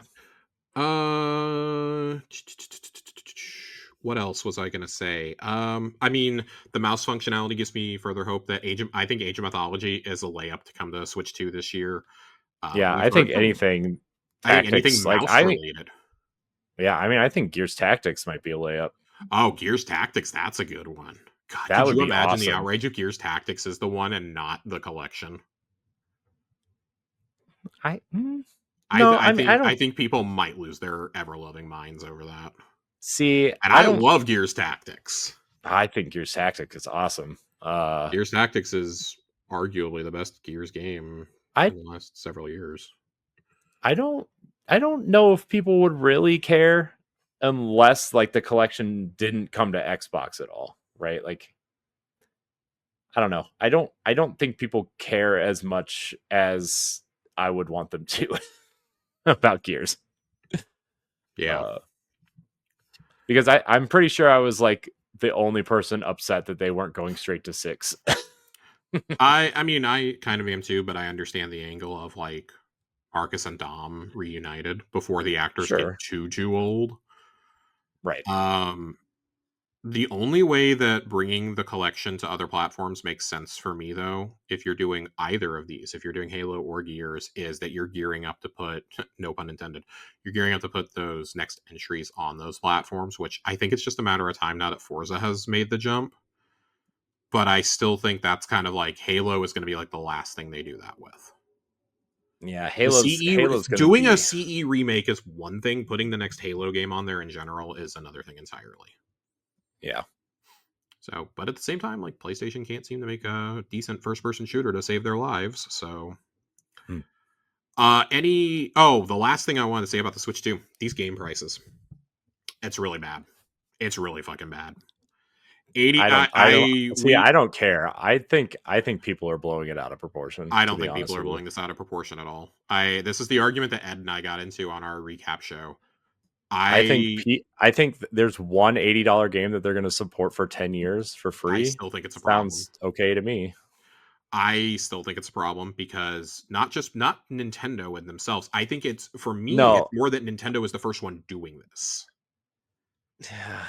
Because now that opens the floodgate. Because publishers were reluctant to do 70 in general, it seemed, unless you were EA or 2K, then you were just doing it willy-nilly. I think this opens up the door. We all thought GTA was going to be the one to do this. And I think this is simply Nintendo getting ahead of the curve. My problem is you just said this is going to be a game that'll be supported for 10 years. Fine, sure, whatever. There's inevitably going to be DLC for this game. The total price is going to be like over $100 to play everything on this, I'm sure. My problem is this is a game that is going to sell like 70, 80 million units without even blinking. You can Hmm. afford to price that a little bit more reasonably to get people in the door and then price. I would actually price your games like Zelda or something like that, your more premium titles. That's where I would do the price because I think the common consumer looks at this and goes, why do I need to pay $80 for Mario Kart? That has been the overwhelming thing I have had from very casual Nintendo fans over the last week is why do I need to pay $80 for Mario Kart? Don't they sell enough copies of this? Can't they afford to give a bitch a break, essentially? That's why I think that this bundle with the Mario Kart, they're saying that that is a limited time bundle. I would not be shocked to see that just be a full-time thing on the shelves. They also said the Mario Kart 8 bundle was limited and Oh, I know. it No, was no, out for we 8 all years. know the holiday Mario Kart bundle stories. I'm saying I don't think that this is like you want to make some goodwill in the eyes of the public, especially with all the tariff bullshit going on. Make this a more permanent thing. I'm gonna be honest, like I am one of those people. I will be buying the Mario Kart bundle because I Hmm. have the means to do that. Yeah. $500 for the console and a game gets me in the door. I don't love the idea of having to buy the console plus an $80 game plus a Switch Online membership on top of it. If I'm somebody that's coming into this new or someone who hasn't bought a Nintendo console since the launch Switch, that's a Hmm. pretty steep thing for me to swallow when the price of my groceries, my insurance, car repairs, things like that are all starting to go through the roof and the economy is in a way different place than it was 8 years ago. That's a big ask, I think, for a lot of folks. And that's the only Sure. reason why I'm mad about Nintendo specifically doing this. I would be railing against any company. It's that Nintendo, I feel, yes, their games are always priced like 50, $60, but Nintendo does a wide price range of games. And we meme them all the time for not discounting them, but they've never been, to me, they've never been egregiously priced. Outside of that Mario collection, that was an egregious price. $60 for that was a ripoff. I don't even remember how much I didn't even know how I remember believe it how was much it cost. $60. If I was wrong, somebody let me know. But I believe it was $60, and that was a ripoff to me, with no improvements whatsoever, et cetera, et cetera. So just the fact that it's Nintendo doing this, like if it was GTA doing this, yes, I would be mad, and I would call it extremely greedy if GTA was doing this. I want to be super clear, but it's and I get the argument of games are so expensive to make now, but I think this is also where like Sean Layden and Shuhei Yoshida have both been kind of rallying on this over the last several months. Games have to get cheaper. We have to make more affordable games for people because you have to look at how the world economy is right now. And I get that. Like the average gamer buys 3 games a year. And most of the time it's like Call of Duty, Madden, and something else. That's why Elden Ring selling 20 million copies was such a big deal. That's why the attach rate for Mario Kart is such a big deal. Like, and I love that the justification I've seen from some folks, not obviously not you, but some folks is, well, there's game share. Yeah, you have to buy another $450 console minimum because that price is probably going up. Yeah. Whether it's this year or next year, it's going up. Yeah. And that, I think, when all that is combined, I don't love the meme I've seen going around of, well, you can just buy a Steam Deck with the same specs for the same for $50. Blah blah blah blah blah blah blah blah blah. Yeah, you. It's the same argument we make about every console, though. You can only play Nintendo games here. You can only play PlayStation games on a Hmm. PlayStation. This isn't an Xbox situation. I will be in the Yeah. fucking ground before Mario is on Steam. Sure. So I when I my consider that, last thing, and then I promise I'll cede the floor. When I consider it as I only buy like 2 Switch games a year. I am Mhm. fortunate enough, and I said this on our recap. You said this on our recap. We are fortunate enough to be in a position where $80 for Mario Kart. Yes, it may be egregious, but we are fortunate enough to be able to pay that and not have to worry about making ends meet. The Right, but I also average think we're both consumer with aiming for the children bundle, right? cannot do that. Right. Mm, That's my I issue. That is when Mario Kart 8 Deluxe came out, I believe it was 50. It may have been 60. Correct me if I'm wrong. I don't. 8 years Mario Kart ago, 8 Deluxe I have was slept and 60. drank a lot in Mario eight Kart years. 8 was 60 Okay, on Switch. It was 50 on Wii U, it was 60 on Switch. and that's I see, and like I have problems with that too. But whatever. It's Mario Kart. It's a brand new console you're gonna buy, and that's that. I think therein lies my problem. You're gonna pay it no matter what. It's gonna top NPD, and that's sure whatever. But just because something tops NPD doesn't make it right. I think morally there is a problem with a game that you know is going to do banger numbers. And looking at this, when you've only ever had one game priced above $60, and that was Tears of the Kingdom, to jump to 80 is wild. 70, I think we would have. I would have probably still complained a little bit, but I would have been like, okay, I get it. It's basically Mario Forza Horizon. I think about it in like where I am, how much time I'm going to put into this. If I was like 12, I'd be begging my parents for this game at $80. And at $80, they'd laugh me out of the room. They'd be like, no, you're getting two $40 games instead. And I think about like, there are a lot of people who will sink a bunch of hours into this. Mhm. If it was, I'm going to be honest, like, if it was a different type of game, and this is where I think everybody has their own rationalization. if, and I don't want to give any sort of ideas to people, but Smash, the next Smash will almost certainly be $80 now. Almost assuredly will be $80. That I could at least defend because I know the hundreds of hours I will play of Smash. I will play the single player, I'll play a lot of multiplayer, the third party licensing that goes into it, the music licensing. That is more defensible to me than pricing a game like this at 80. And I think this opens the door for Pokemon to be that expensive. This opens the door for everybody, not just Nintendo, but for everybody to start pricing games at that. And I think it highlights the importance of things like PlayStation Plus and Game Pass Ultimate now. Because I'm going to be honest, me getting all my Xbox games through Ultimate saves me so much money. It frees up money for me to go play elsewhere and to pay Mhm. elsewhere. I'm not super jazzed about wanting to go spend $80 on this game that is never going to go on sale and be like, yeah, I got to get this. Instead, I'm sitting there going, Donkey Kong is going to be 60. I'm getting Donkey Kong. Mhm.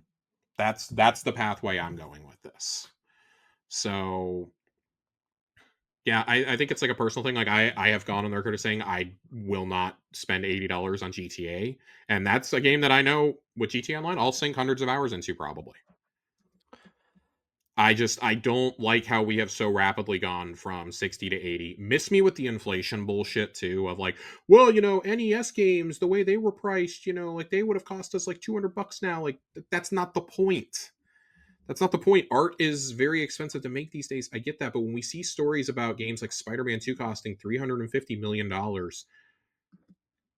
I know Mario Kart's not costing that. It's costing a fraction of that. Mario Kart's costing maybe like Yeah. 10% of that. 10%. You're going to Yeah. make that money back I in 20 minutes. It's yeah. greed. It's I greedy to think me for games like this and GTA to target that high of a price point. I think overall, right, like yeah, I'm a little surprised that Nintendo was the first company to do Mm-hmm. this, right? Um Especially because they've always been on the opposite side of this, right? Where like their games have always been cheaper than the current generation. Yep. Yep. Um, and I do agree that this opens the door for everybody else to do it. If Because they not see this Nintendo doing generation, it, the company that never does this. yeah. Um, with that said, and I'm not talking about Nintendo here. I'm just talking about game development Yeah. in general. When games start costing $80, and again, not talking about platform holders, not talking about 2K, but all I see online when I open Twitter or any social media is how companies are closing because they don't sell enough units or Yeah. but then you turn around and people are complaining that they have to pay for their games and pay more money for their games, right? And it's like, well, I think you got to pick a side, right? Like, and again, I get it. If you're a parent and you're not into games and you're not like in the weeds and you see, yeah, that $450 console and an $80 game or $70 Before game is a tax. sticker shock, is such a sticker shock. And that's why you see these like $70 Amazon Fire tablets fly off the Yep. shelves and with all Yep. these free like learning games for like my kids have Fire tablets and they play these free PBS learning games all the time, Mm-hmm. right? And like you and I, like again, we're in a position where we can purchase these games, but sometimes like, Yes. if I The buy like average consumer cannot. right, like if I buy like 2 or 3 games in a month or whatever, or like within a couple months, my wife's like, "You realize how much you're spending on games?" I'm like, "Well, Yep. that's how much games cost." Yep. Yep. Same here. And Same like here. It was a big again, stretch for me to be able to do what was it? We had Monster Hunter Wilds, and then there was something else that came uh-huh, out like a week or two later that I Assassin's bought. Creed, Yeah. um, I bought two, or I bought the upgrade for Avowed so I could play it early mhm, and I could mhm, get the premium access. I got that and Monster Hunter Wilds, and after tax, that was like $110. That's a lot for me mhm, to spend on games in a month. Like if a game yeah. is $70, I I will mean, almost always wait for a sale. And with yeah, Nintendo games, I you just bought can't do that. I bought Monster Hunter and Xenoblade Chronicles, and that was what Oh my god, 130 yeah. plus tax. So, Yeah. uh, but like I mean, I know you and I are around the same age, but I am a little bit older than you. Mhm. Like, I remember going to Walmart and saving up to buy Tony Hawk's Pro Skater for N64, and it was $95, right? I, dude, And I trust me. I remember. I'm young, but I remember and I or said this like, on our show. There is a reason why every kid that was growing up in the '90s or early 2000s remembers having a Game Boy or a DS because they were so affordable. hmm They were so affordable. Like my hmm parents were so willing to buy me games on the right. Game Boy because they were affordable. They were basically like, if you want games for the GameCube, either you're waiting for Christmas or you're going out and mowing lawns. Yeah, I remember like I mean, So when I was on my NES, I had like maybe 7 games for my NES, and 3 of them were given to me, right? Or I think like, you know, I got my N64 in 1999, hmm and I was 7 years old when I got my N64. I don't think I ever got a brand new game on that console. I was only allowed to buy hmm used games because of how expensive everything was, and it was like even then it was right, like you have to wait for the 3 for 50 sale at EB right, Games. right. Or and that's why like renting games was so popular. Oh my, so that's the other point. I'm really glad you brought this up organically because that's the other thing. Like when I see people talk about the high prices, I'm like, yeah, we also had a thing called Blockbuster and Hollywood Video back then. Family Video, anyone remember Family Video? Like they were Yeah, still holding out in Texas until about 3 years ago. yeah. I mean, the last one here just closed about 3 years ago. But let me tell you something. We were able to play a wider variety of games because it was $5 to rent a game for 7 days.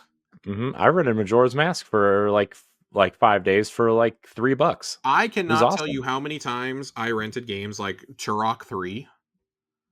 Jeez. Like, yeah, Yeah. oh yeah, great thing to let a 7-year-old play, by the way. But I rented so many GameCube games that they would come out because my parents were like, you can get like one or two games. We were not poor. I want to be really clear about that. hmm Like, I was raised by my grandparents, great, good money, really good with their finances. But their thing was like, if you want more than like a game at your birthday and like a game or two at Christmas, you are going to like you can use your allowance, you can go out and mow lawns, like we'll pay you to go out and do yard work and this and that, like you can go mow the neighbors lawns, etc., and that's how you're going to get games.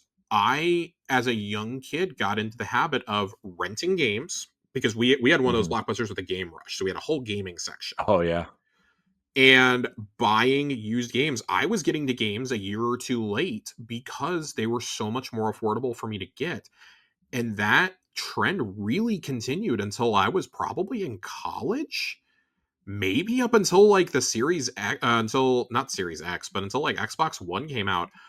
I don't think I bought new games very often until then. I would buy like one or two a year, and that was it.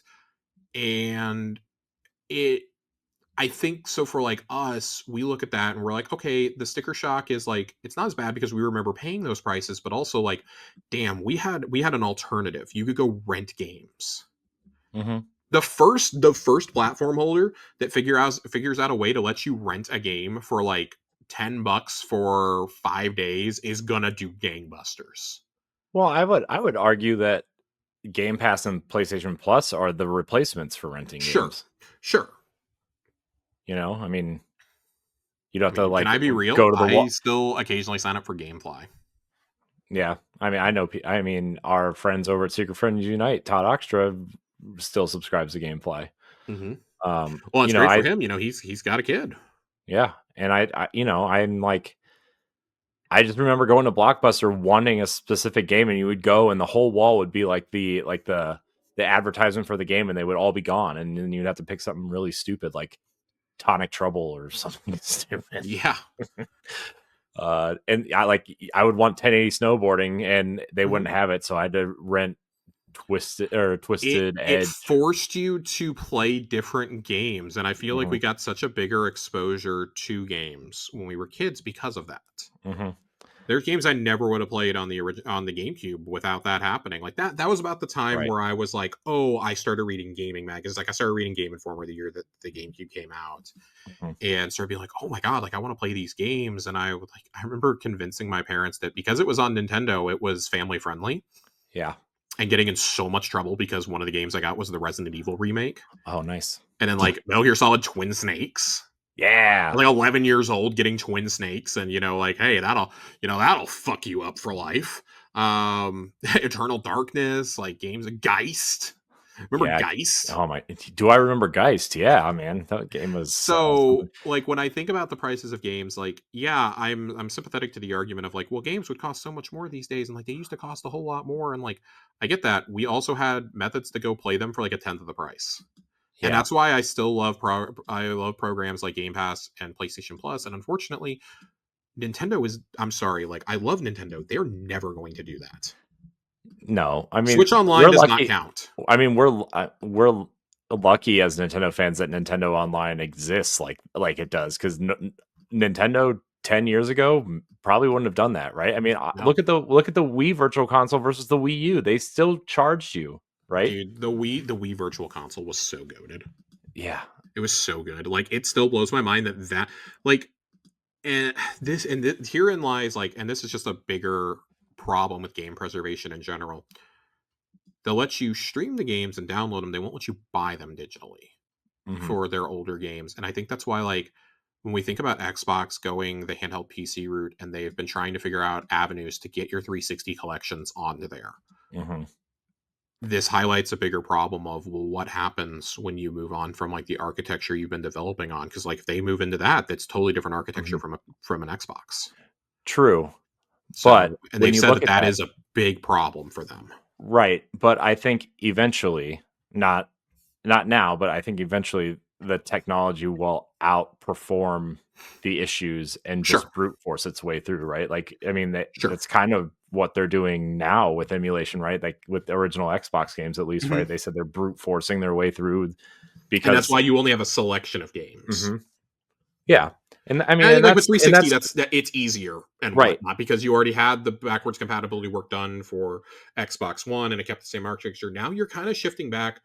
I feel like you're shifting more towards a PC architecture, which really is what original Xbox was in a lot of Mhm. ways. Right, and I mean, you see that's the problem that PlayStation is having with PS3. They've Yeah. been having it for 2 generations of, like, they are still trying to figure out how to get PC or PS3 emulation working consistently because, the way the cell architecture was broken up, like, every single studio used it differently, whereas, like, obviously the x86 architecture that the Xbox 360 used was kind of like a universal PC style architecture, right? So, like, Hmm. it was easier. Uh, but they apparently PlayStation does have PS3 emulation working, but they have to. It's essentially they have to pack a different emulator with every single game because of the way those games work with the PS3, which is crazy to think about. Kind of building an emulator, a different emulator for every game. Man, that's just and I think also like lucky enough that's a lot of the games people liked from that generation have been HD remastered at some point, right? And it's kind of not a worry really anymore because and those games are so old anyway that they are on sale all the time. But still, backwards compatible. Remember when people were like, backwards compatibility is dead and nobody cared? Remember when that was a big argument? On what? Backwards compatibility, when Oh like yeah. they tried to argue that nobody cared about backwards compatibility. Uh huh. And I mean, Xbox One didn't have it at first either, right? That was the huge deal when they added that. Yeah. I mean, I remember back to the 360 where you had to download the files to a USB key and plug it into your console. Hmm. And that was so overwhelmingly well received, even though those games were pretty janky. Like that was still super well received. Hmm. And Microsoft during the Xbox One generation kind of became the face of game preservation. Hmm. And so it's really frustrating for me to see a company like Nintendo. Like I'm so excited for Switch Online GameCube, but to launch it with 3 games and to just not let me buy the fucking games. You know how much money they would rake in if they just put like 15 GameCube games up for $10 a piece? You know how much money they would just rake in for I minimal know. effort, by the way. Well, that's what I was telling Ed. I was like, I'm Yeah. shocked they put GameCube games on there because you look at all the games that have been remastered over time on the They're all Switch, bestsellers. they're all bestsellers, but like there's like 30 of them and they're all between 40 and $60. Yeah. And it's like people will pay the Nintendo tax every time and it blows my mind because like did you see the quote from Nintendo like in the last 24 hours where they said just because Wind Waker is coming to Switch Hmm. Online does not mean that Wind Waker HD won't come to Switch 2? Hmm. Yeah, Like, that is the ultimate, like, I'm sorry, you guys finally had me signing up for expansion pass, and now I'm like, "Mm, nah, I'm good. well, it won't be coming out for at least another year. They already I have don't their care. Zelda product this year. I don't care." I think you really underestimate, like, how cheap and, like, budget conscious I'm trying to be. Like, if I can save $50, I'm No, saving $50. no, 'Cause I have to buy a family membership. I get it. Yeah. So, I like, I'd rather spend that $50 on 3 months of Game Pass, I'm gonna be totally honest. Or I can't believe I'm gonna say this, I'd rather put that $50 towards, PS Plus at this point. mean, yeah, I mean, PS Plus is getting more day one games at this point, and they're indies that I wanna play, so why not? yeah. Um, Uh, so yeah, any final thoughts on the pricing debacle or on preservation with the Switch 2? Because we do have some all stories to right. get to, and we're already running long. Yeah, I don't have anything that I haven't already said. Okay. And just like the final thing is like, to me personally, I don't think it's as big of a deal as the internet is making it out to be, but I also know I'm in a different position than a lot of the people out there who are complaining about it in a real way and not just a faceless Twitter Yeah. egg.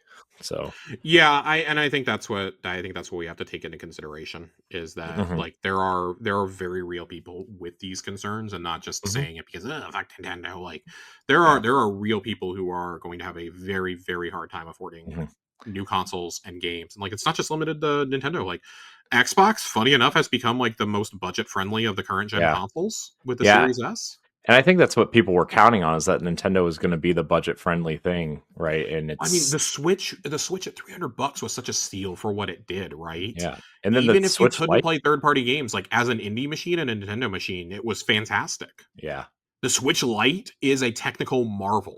it's awesome. Like, it makes sense that Nintendo is still going to support the Switch One. Like, I didn't like the trying to equivalate what was said with what Don Matrick said 10 years ago. I didn't like that because it's not this, to me, it's not the same thing. It's them saying, hey, we know people probably will not be able to afford this because of things going on in the world. So we're going to keep making games for the Switch One for like another year or Mhm. two.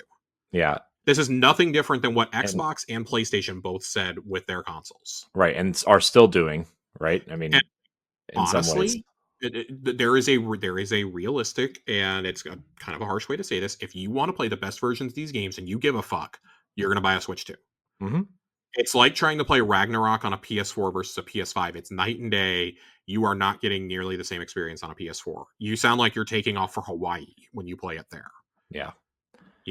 So it's just a matter of time. Like, Nintendo can kind of dictate what they're going to do there. So Mhm. $80 games though, they suck, and real people are going to hurt. Yeah, All right. to me, just on that $80 price thing that I don't think I said earlier, but, like, I think obviously Mario Kart is only $50 if you buy the bundle, right? Like, but it's the digital version, and that's Mhm. where you're gonna have to choose. I think Nintendo is really trying to force people into their digital ecosystem now Yep. because they have more control, and we all know Nintendo is all about control, which is why Super Nintendo World exists at Universal and not Disney, right? It's Mhm. because you know, let's move on because I could I have a lot to say that we don't have time for. That's fine. All right, let's hit some of these. We're gonna hit some highlights. We're not gonna hit everything. IGN is doing an IGN first this month on Outer Worlds 2, which makes the Outer Worlds 2 direct news even weirder. These both got announced on the same day, so there's 11 minutes of footage up on IGN right now. Of course, the game looks incredible. It looks so fucking good. There's a lot of new gameplay systems. You can check that out. Rumor alert. I missed this a couple weeks ago. This story is like 6 weeks old. I missed this until I saw somebody talking about it on Reddit earlier. A Minecraft Dungeon sequel has reportedly been in development for over 2 years. Yeah, I heard that on a podcast a couple weeks ago. I'm like, Yeah, I just thought I was just like, okay, like, this is a layup. I did not realize. I knew it sold well. 25 million copies of Minecraft Dungeons 1, yeah, and a lot of that came to the sold, Switch. It sold like hotcakes on the and it was on Switch. Game Pass. It was on Game Pass also. I think that was one of the games that made them go, yeah, we should start putting things on other platforms. Yeah, Because, I mean, yes, you have to account that Minecraft is Minecraft, right? But this game also came out 2 months into COVID. it was a game that I think very quietly got played that summer by a lot of people. It Hmm. didn't get the press that Among Us or Fall Guys did, but or Animal Crossing for that matter. But 25 million copies is nothing to shake a leg at. That's wild Yeah, that's crazy. for a game that was also on Game Pass. This comes from Twitter account XOX underscore leak, which is the account that leaks all the Marvel Rivals shit very, very accurately. They credited it to somebody else, and I'm dubious to know how accurate this is, but supposedly according to the leak, the potential Minecraft, and this is all coming from the gamers write up of this, potential Minecraft Dungeon sequel has been in development for over 2 years, and Mojang is targeting a Q2 2026 release window. It will reportedly include desert and forest areas to explore, as well as an area that has been dubbed Honeycomb Fields. So, and it is codenamed Minecraft Spicewood. Ooh. Yes, there are two images that were leaked with this, one of which looks like key art for it. Um, and yeah, so big ass grain of salt. Mojang, we heard back when Legends got announced, was working on two games. So maybe this is the second game. Dungeons had already wrapped up feature complete at that point, I believe. Hmm. So and Dungeons got a few DLCs also. So Yeah. I think this is if this is happening, this is absolutely a layup here. I think. Hmm. Yeah. I'm. I mean, again, I feel like Microsoft missed again by not having this ready for the movie. I Or think they did, but at the same time, if they come out and announce this at the showcase after the movie has done what they did, what it did, they would at least be announcing a follow up sooner than Fallout. yeah, that's true. So, and I mean, it's not like Minecraft is ever out of the visibility. The more surprising thing to me is that this wasn't announced at Minecon 3 weeks ago. Minecraft Live, whatever the fuck they call Minecon these days, but Minecraft Live had an event at the end of March where I think they focused on the movie more than anything, and they're supposedly doing another one later this year. So it wouldn't surprise me if they came out, announced this with a quick trailer. They had another little quick trailer during like a Nintendo Direct, and then bam, we go full speed ahead this fall, showing like actual gameplay. Hmm. So I think this again layup. People are gonna love that. Kids are gonna eat it up. It's very much like kids' first Diablo, which is great. Hmm. Speaking of Diablo, Corey, we got a roadmap for the year on this. They are doing two IP collaborations this year that they say are franchises that fit within the torturous world of Diablo 4. So I'm curious to see what those are. I wonder if maybe a FromSoft collab is coming. That would make a lot of sense. Yeah, that would make uh, sense. just in terms of cosmetics. Some of the things on the roadmap, though, for the rest of this year include Chaos Powers, Infernal Horde updates, dungeon escalations, earnable pets, which I guess pets are already earnable in here, but it's new ones. Heradric Powers, which with quests and reputation boards, boss powers, and a new apparition incursion activity, which is supposed to be coming out this quarter. Um, Continuing on into that's seasonal stuff. It looks like permanent additions include layer bosses, seasonal journey updates, console keyboard and mouse support coming this summer, coming in July. That's big. Nightmare dungeon activities, new layer bosses, and then here's the big one. Next year's isn't quite fully revealed yet, but new ranking system, leaderboards. There's something that's blurred out at the bottom. It says new something and it's covered in flames. And at the very top, of course, the new expansion. Um, that expansion, if I had to guess, is probably Q2. They have said that this expansion will be the last expansion for Diablo 4. They will not do a third expansion for it. Diablo 4 is already on Game Pass, of course. It's been wildly successful. This game has sold bonkers copies. And alongside all this, we also got Diablo 3 Reaper of Souls Shadow dropped on Game Pass. So that's a big thing. Still waiting on that Diablo 2 Resurrected to drop on there at some point.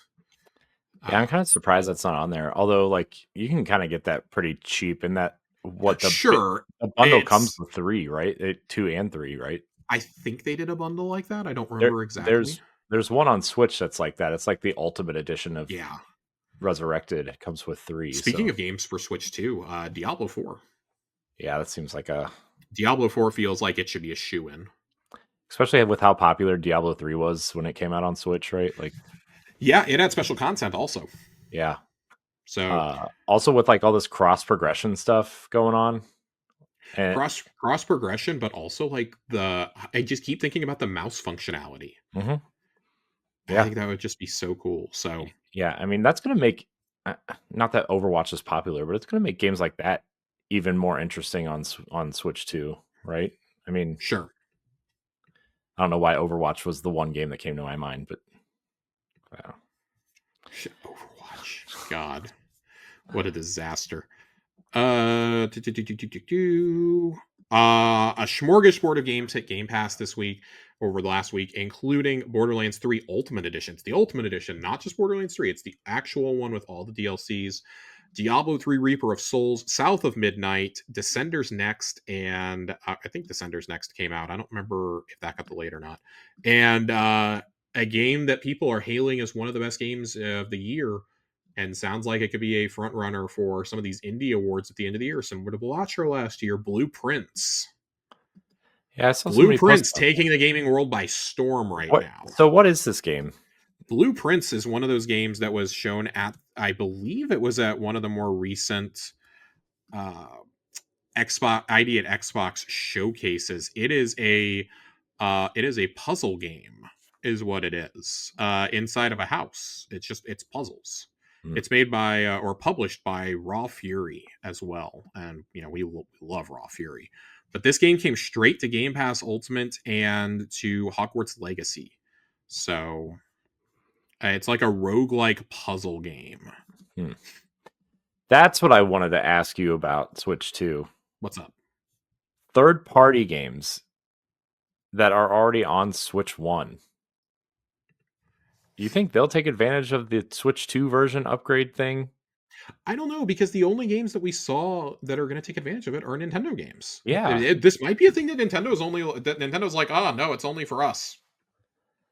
I'm sorry, like it sounds asinine, but that would be the most Nintendo way to handle this. Yeah, because I'm wondering because Hogwarts Legacy was announced for Switch 2, right? I think you're just That's yeah. that's I what think you're just going to get new versions announced, honestly, of the few yeah. games. Yeah.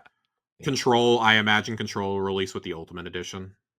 Yeah. I mean, I don't really count cloud versions of the No, I games. don't either. They didn't But they didn't I'm just like thinking through my head, like mhm. third party games that you would want to Or take like advantage of that. And I just like that didn't run well to begin with. And I kind of struggle to think of them. right. But I mean even like the games Microsoft owns, right? Like Doom and Wolfenstein and Oh, Skyrim yeah, and no, those I could definitely see taking advantage of this. yeah, like and like the updated version of Minecraft and Yeah, it feels like Minecraft will probably get feature parity now. yeah, Overwatch, uh, you know, Diablo 3. yeah, I mean, Diablo 3 doesn't really need it because that was a 360 era game, but yeah, trying to think of other things. Tony Hawk 1 and 2. mm-hmm. Tony Hawk 1 and 2. Oh, there was one other one I was going to bring up that I don't remember. Or I mean, the Ori games are on there. The Ori games, I think the Ori games could definitely go for a facelift. Like they're not as graphically intense, obviously, but I mean, hey, any Yeah, boost, and I imagine those would be free updates. Honestly, uh-huh, um, yeah. I mean, we like don't. unless you're going to go do like the mouse support for some of these games, then I think it's just going to be free updates across the board. Yeah. Although I almost wonder if mouse support would be easier to implement than graphical updates I don't know, and but like also optimization. like is Nintendo going to tell you to charge for it because they are charging for that support on Metroid Prime 4. Right. They're just rolling it into that graphical upgrade. Right. So, which like that's God, that's something else I probably should have gone into on the Switch.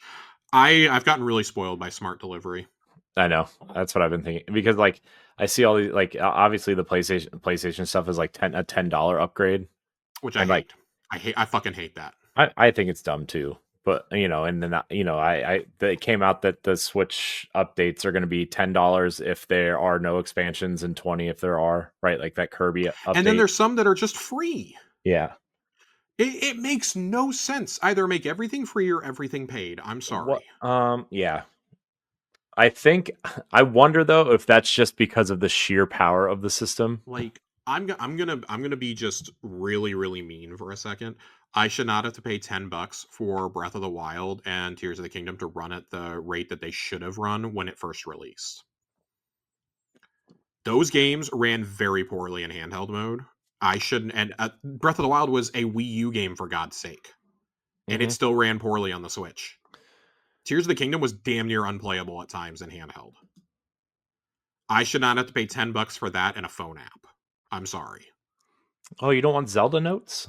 No, I also don't like that the complete edition of Tears of the Kingdom is going to cost $80. That bothers me. With no DLCs, that bothers me. That really bothers me. That was already a $70 game and now it's being marked up. So Well, I mean that's the Switch 2 version I though. know I still It's don't the like. I can $10 still not upgrade. like it. No, I agree, but I I mean think it's bad. And this it's is no coming from the different than guy the who said other he would pay games. $80 for Zelda earlier in the show. To be Uh, fair, you already bought this one. I did buy To this be one. fair, how many times have we bought Zelda over and over and over again until they just put it on Switch Online? Me, none. I've never rebought a Zelda game. Oh man, I bought Twilight Princess 3 times. The only so I never bought Skyward Sword the first time, so I have that on the Switch, and then the only other game I own twice is Ocarina of Time because I got the pre-order bonus disc for free when I did Mhm. the Wind Waker pre-order. Right, man, what a steal that was. God, you know that game goes for like $100 online. Yeah, I know. I've contemplated selling it just to make I, some quick cash to make some money for Mario Kart World. I mean, if you want to sell it, you can. I would uh, trade you my Master Chief helmet for that. are you serious? I would heavily consider it. Yes. We're gonna have to talk about this after. All right. On the Game Pass front, Atomfall recently released and has already hit in its first week. This was published like 9 days ago because we do a show every other week. In less than a week after releasing, had 1.5 million players across all platforms, which is the most successful launch in Rebellion's 32-year history, Ooh. which is just insane. That's insane to me. I love that they've been a huge Game Pass partner for a while. They make the Sniper Elite games for anybody wondering. Hmm. That's really cool news. Couple of other pieces of information. MiHoYo is it MiHoYo? Whatever company makes Genshin Impact is releasing Zenless Zone Zero on Xbox, and they're going to do a little event for that. Hoyoverse, excuse me, not MiHoYo. Hoyoverse. I don't know what I was thinking. MiHoYo is the developer. Oh, okay. I can't fucking keep track anymore. So that's coming. Uh, Tom Henderson over Insider Gaming says that Ubisoft is developing a turn-based tactics game set in the Rainbow Six universe. What? Yeah, this was interesting. It's kind of a neat idea, though. The new game is about a year or two out, but is aiming to be released as a current gen console title for Series X, PS5, PC, and the Switch 2. Two sources with knowledge of the game said the camera is a top down view similar to Diablo 4 or XCOM and would see the player take control of Rainbow Six operators. Gameplay loop is said to be similar to Siege in a lot of ways, where players would have to select different operators based on skills to raid building, save hostages, etc. Total time of the game is said to be aiming for 25 to 30 hours, depending on player skill, but that could change if content, cinematics, etc., are cut. Apparently, this is interesting. I'm actually kind of optimistic for this because Mario Rabbids fucked. Yeah, no, this sounds awesome. I mean, and Rainbow Six is actually it's actually a franchise that makes sense for this type of game. This it's funny because like all the Tom Clancy games fit into that. I feel this Ghost Recon and Division would all be awesome turn-based games. Yeah, I like this. If this doesn't come to fruition, I won't be sad, but I would play this. yeah, I would totally play this. I would rather have this than Extraction. Yeah, That's the last Rainbow Six we got, which was just terrible. dude, I totally forgot that game even existed. I try to forget that game existed. Day one Game Pass, baby. Day one Game Pass. Speaking of extraction shooters, though, Corey, we're going to talk a lot about this next week on Tower Casuals, but Marathon is officially getting revealed on Saturday. I know. Is officially getting Are, revealed. It is aiming for a 2025 release from everything that we've seen. are we gonna become Mara casuals? That's the planet. That's what the planet's called, right? No, I think I would quit. Mara. Marasov's runners. I'm sure somebody There would is a love to closed be Marasov's alpha runner, that Josh. will a closed alpha will launch on Saturday. Apparently, curious to see who or how they select people to be in that. But this is coming to Xbox, PS5, and PC. A lot is riding on Marathon, to put it bluntly. Yeah, of They course it really is. need this game to be good. It seems like they're doing the Bungie thing. They just had a whole ARG last week. They had people up to Bellevue to play this game. And Dr. Lupo was talking about this a little bit on his stream and said that he has known about this game for 6 years. That they first talked to him about it in 2017 or 2018. Mm-hmm. Well, that's when he When got really big into Tarkov, right? It was like I around that believe time. so. He said that there were only like 2 or 3 people working on the game at the time when he was first told about it by Bungie themselves. I'm not calling Dr. Lupo a liar at all. Do not aggregate. I'm not calling him a liar. I wonder because I don't I if we follow the timeline that came out about this game from various people, I don't think they knew it was going to be Marathon yet. And I mean, and he may not be saying, I don't think he was saying that like, oh, he explicitly knew it was going to be Marathon, but like he knew they were trying to make an extraction shooter for that Mm-hmm. long. Yeah, well, And he has play tested it for the last 5 years, apparently. I feel like you and I talked about that on the old Xbox show at one point that Bungie was like it was a rumor that they were working on an extraction shooter Yeah, because it of the was a rumor they success were of doing an Rainbow extraction Six. shooter. The rumor was Marathon as early as 2022, I believe. Yeah. If I'm following the if I'm following the thought process here, I think that's when we heard about it for the first time. I'm trying to remember. I'm seeing if I can find anything really, really quickly about it. So in 2023, they officially announced Marathon. So yeah, that would track 2022. I think is when we got that first report about it. Yeah. Fall 22 is probably when we got the first. I'm trying to think back what was happening in my life at the time, and that tracks that we got that in fall 2022 because there was some really bad shit happening. And I remember explicitly missing the show where that information was talked about because something had happened that day. Um, that's when we first heard about it, and the game has changed a lot since then. So I mean, like, it's not a stretch of the imagination to say, oh yeah, he's probably been playing iterations of it for like 5 years. Yeah. We know that Chris Barrett left Destiny around the time of Shadowkeep to go work on what would become Marathon eventually, and that's obviously long before he was fired. And then Joe Ziegler took over as game director, coming over from Valorant. I think that's the part that has me really hesitant is that, oh, the director of Valorant's on this. This could either be really, really good or really, really shit for like a casual fan base. That's the thing I think Marathon has to nail is it has to be appealing to both competitive players and casual players. Yeah. I th- I And think if anyone, I don't think extraction shooters have been good. I don't think there is a. I have personally not played an extraction shooter that I've given two shits about. mhm, If this has the classic Bungie style twist on games, mhm. this could be a huge hit Yeah. because Halo obviously revolutionized FPS games and console FPS specific. Console multiplayer is not what it is without Halo. And then especially Halo 2. Destiny brought MMO style games to console for the first time. And we can debate all day long. I know you and I are on the same side on this. Like, was Destiny a success or not? Like, unequivocally, yes. But people will still say it wasn't. And I think seeing how Destiny 1 and 2 both were at launch is going to give a lot of people pause to this game. Mhm, This is not a free to play game, which I think is helping them right off the bat. mhm, You have to pay for it. I think that's going to cut down on cheating mhm, because that's been something that's plagued Destiny ever since it went free to play is cheaters mhm. in PvP. Yeah. So in a PvP only game, I think you have to have something like that.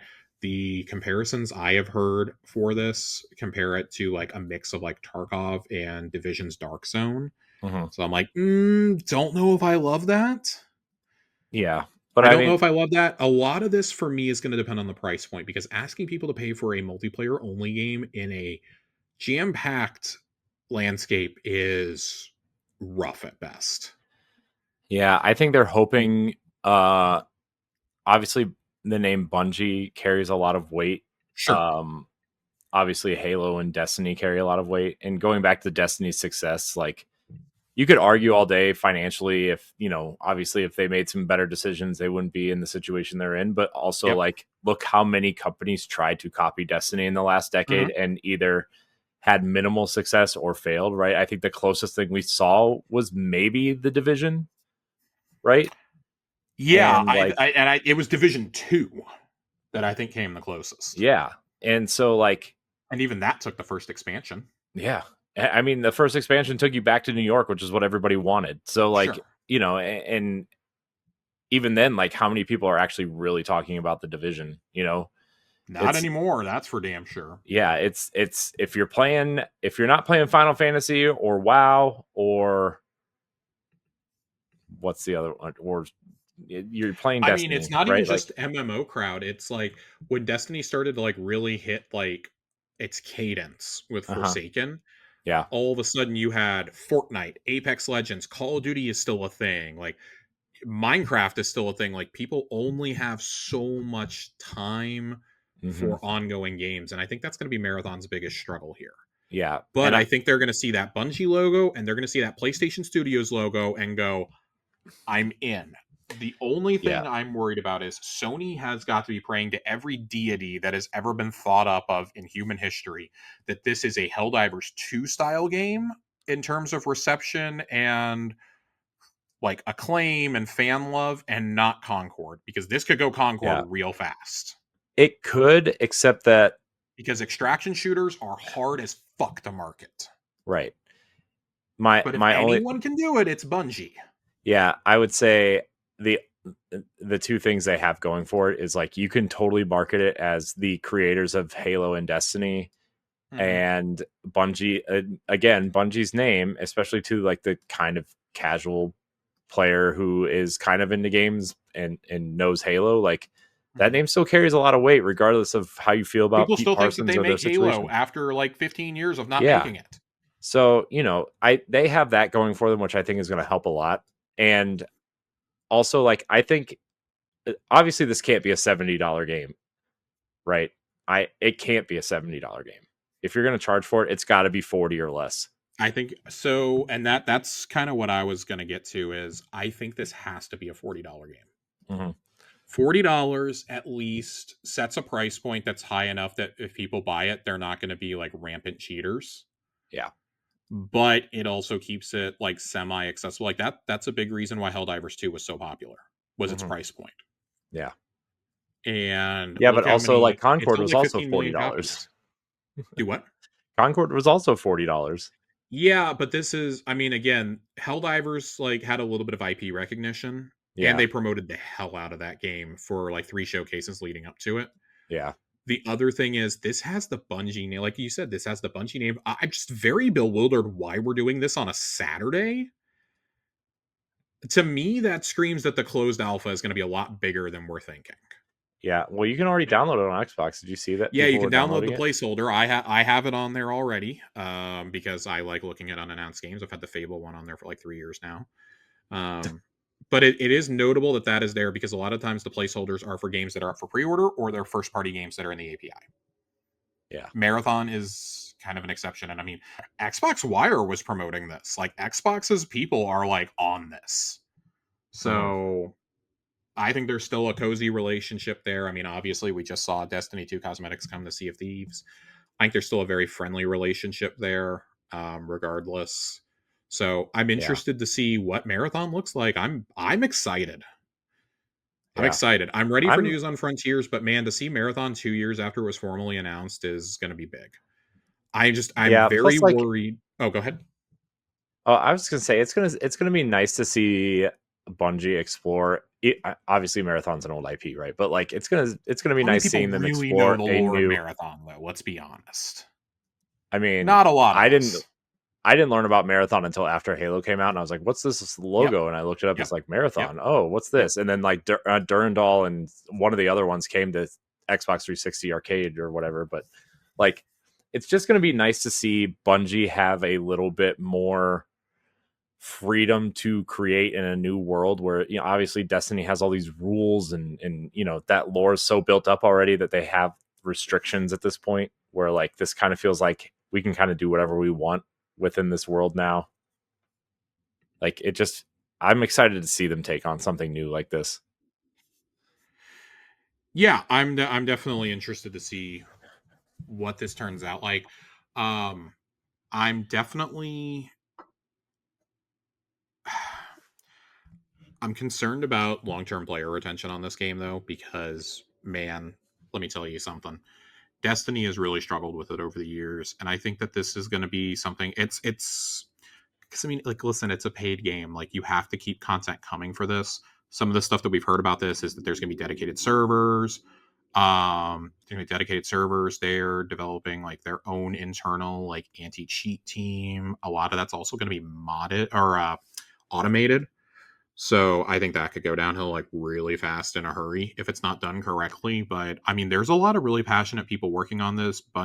Destiny's narrative director Julian Arden was giving her blessing to this team and being like, the lore that they've cooked up is incredible. If there's anything I Mm-hmm. expect from Bungie, it's incredible worlds. It's incredible world building.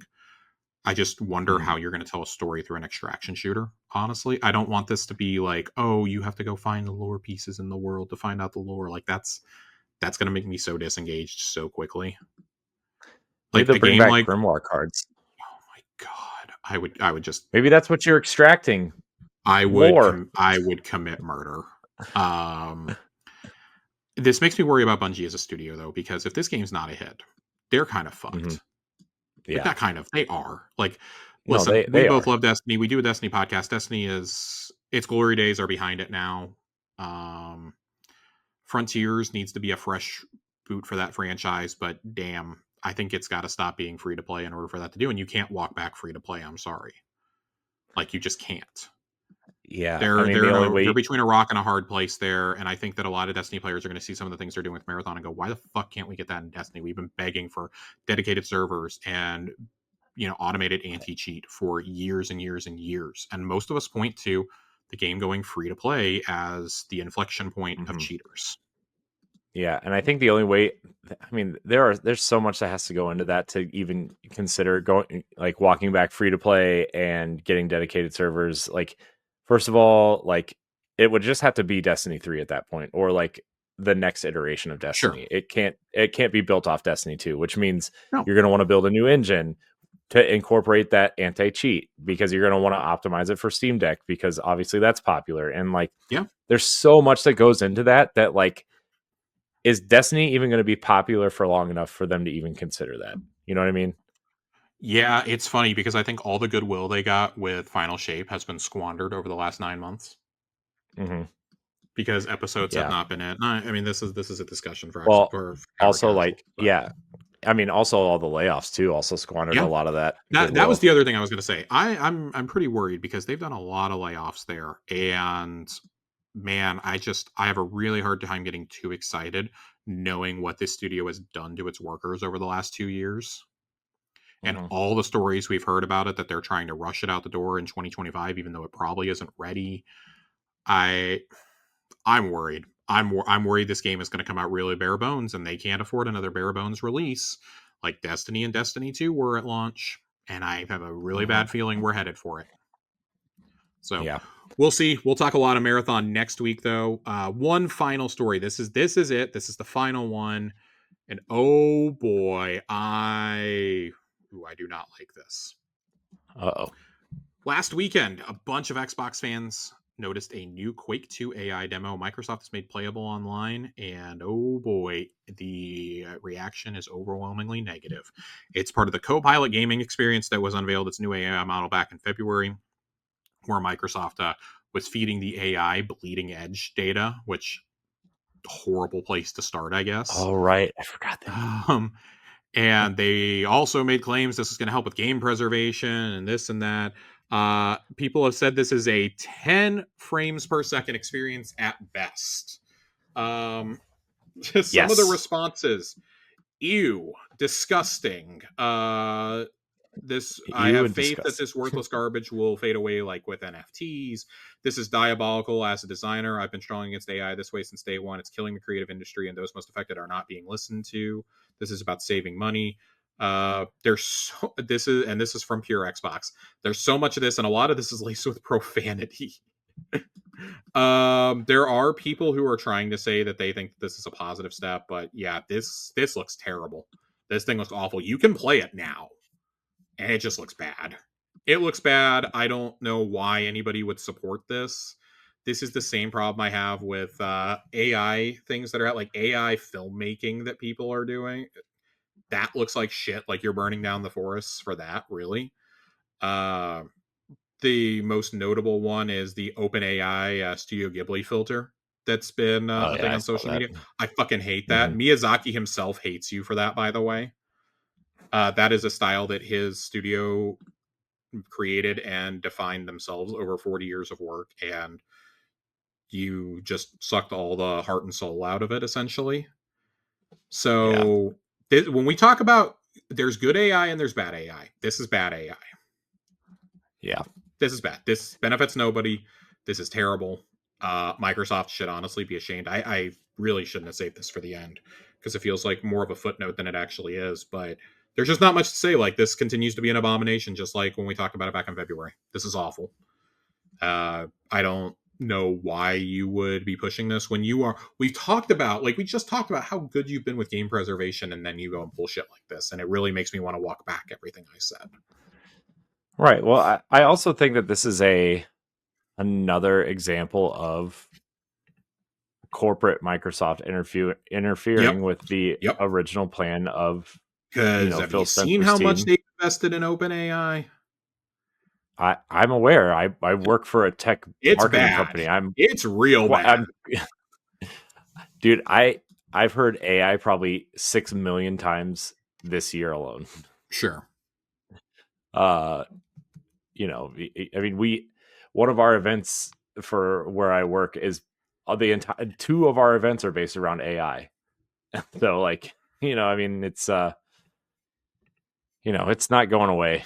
But like you No. said, there's really good AI that is like, it's really helpful and whatever. But like, then there's the corporate overlord save money AI that's what everybody fears. And it's, Yep.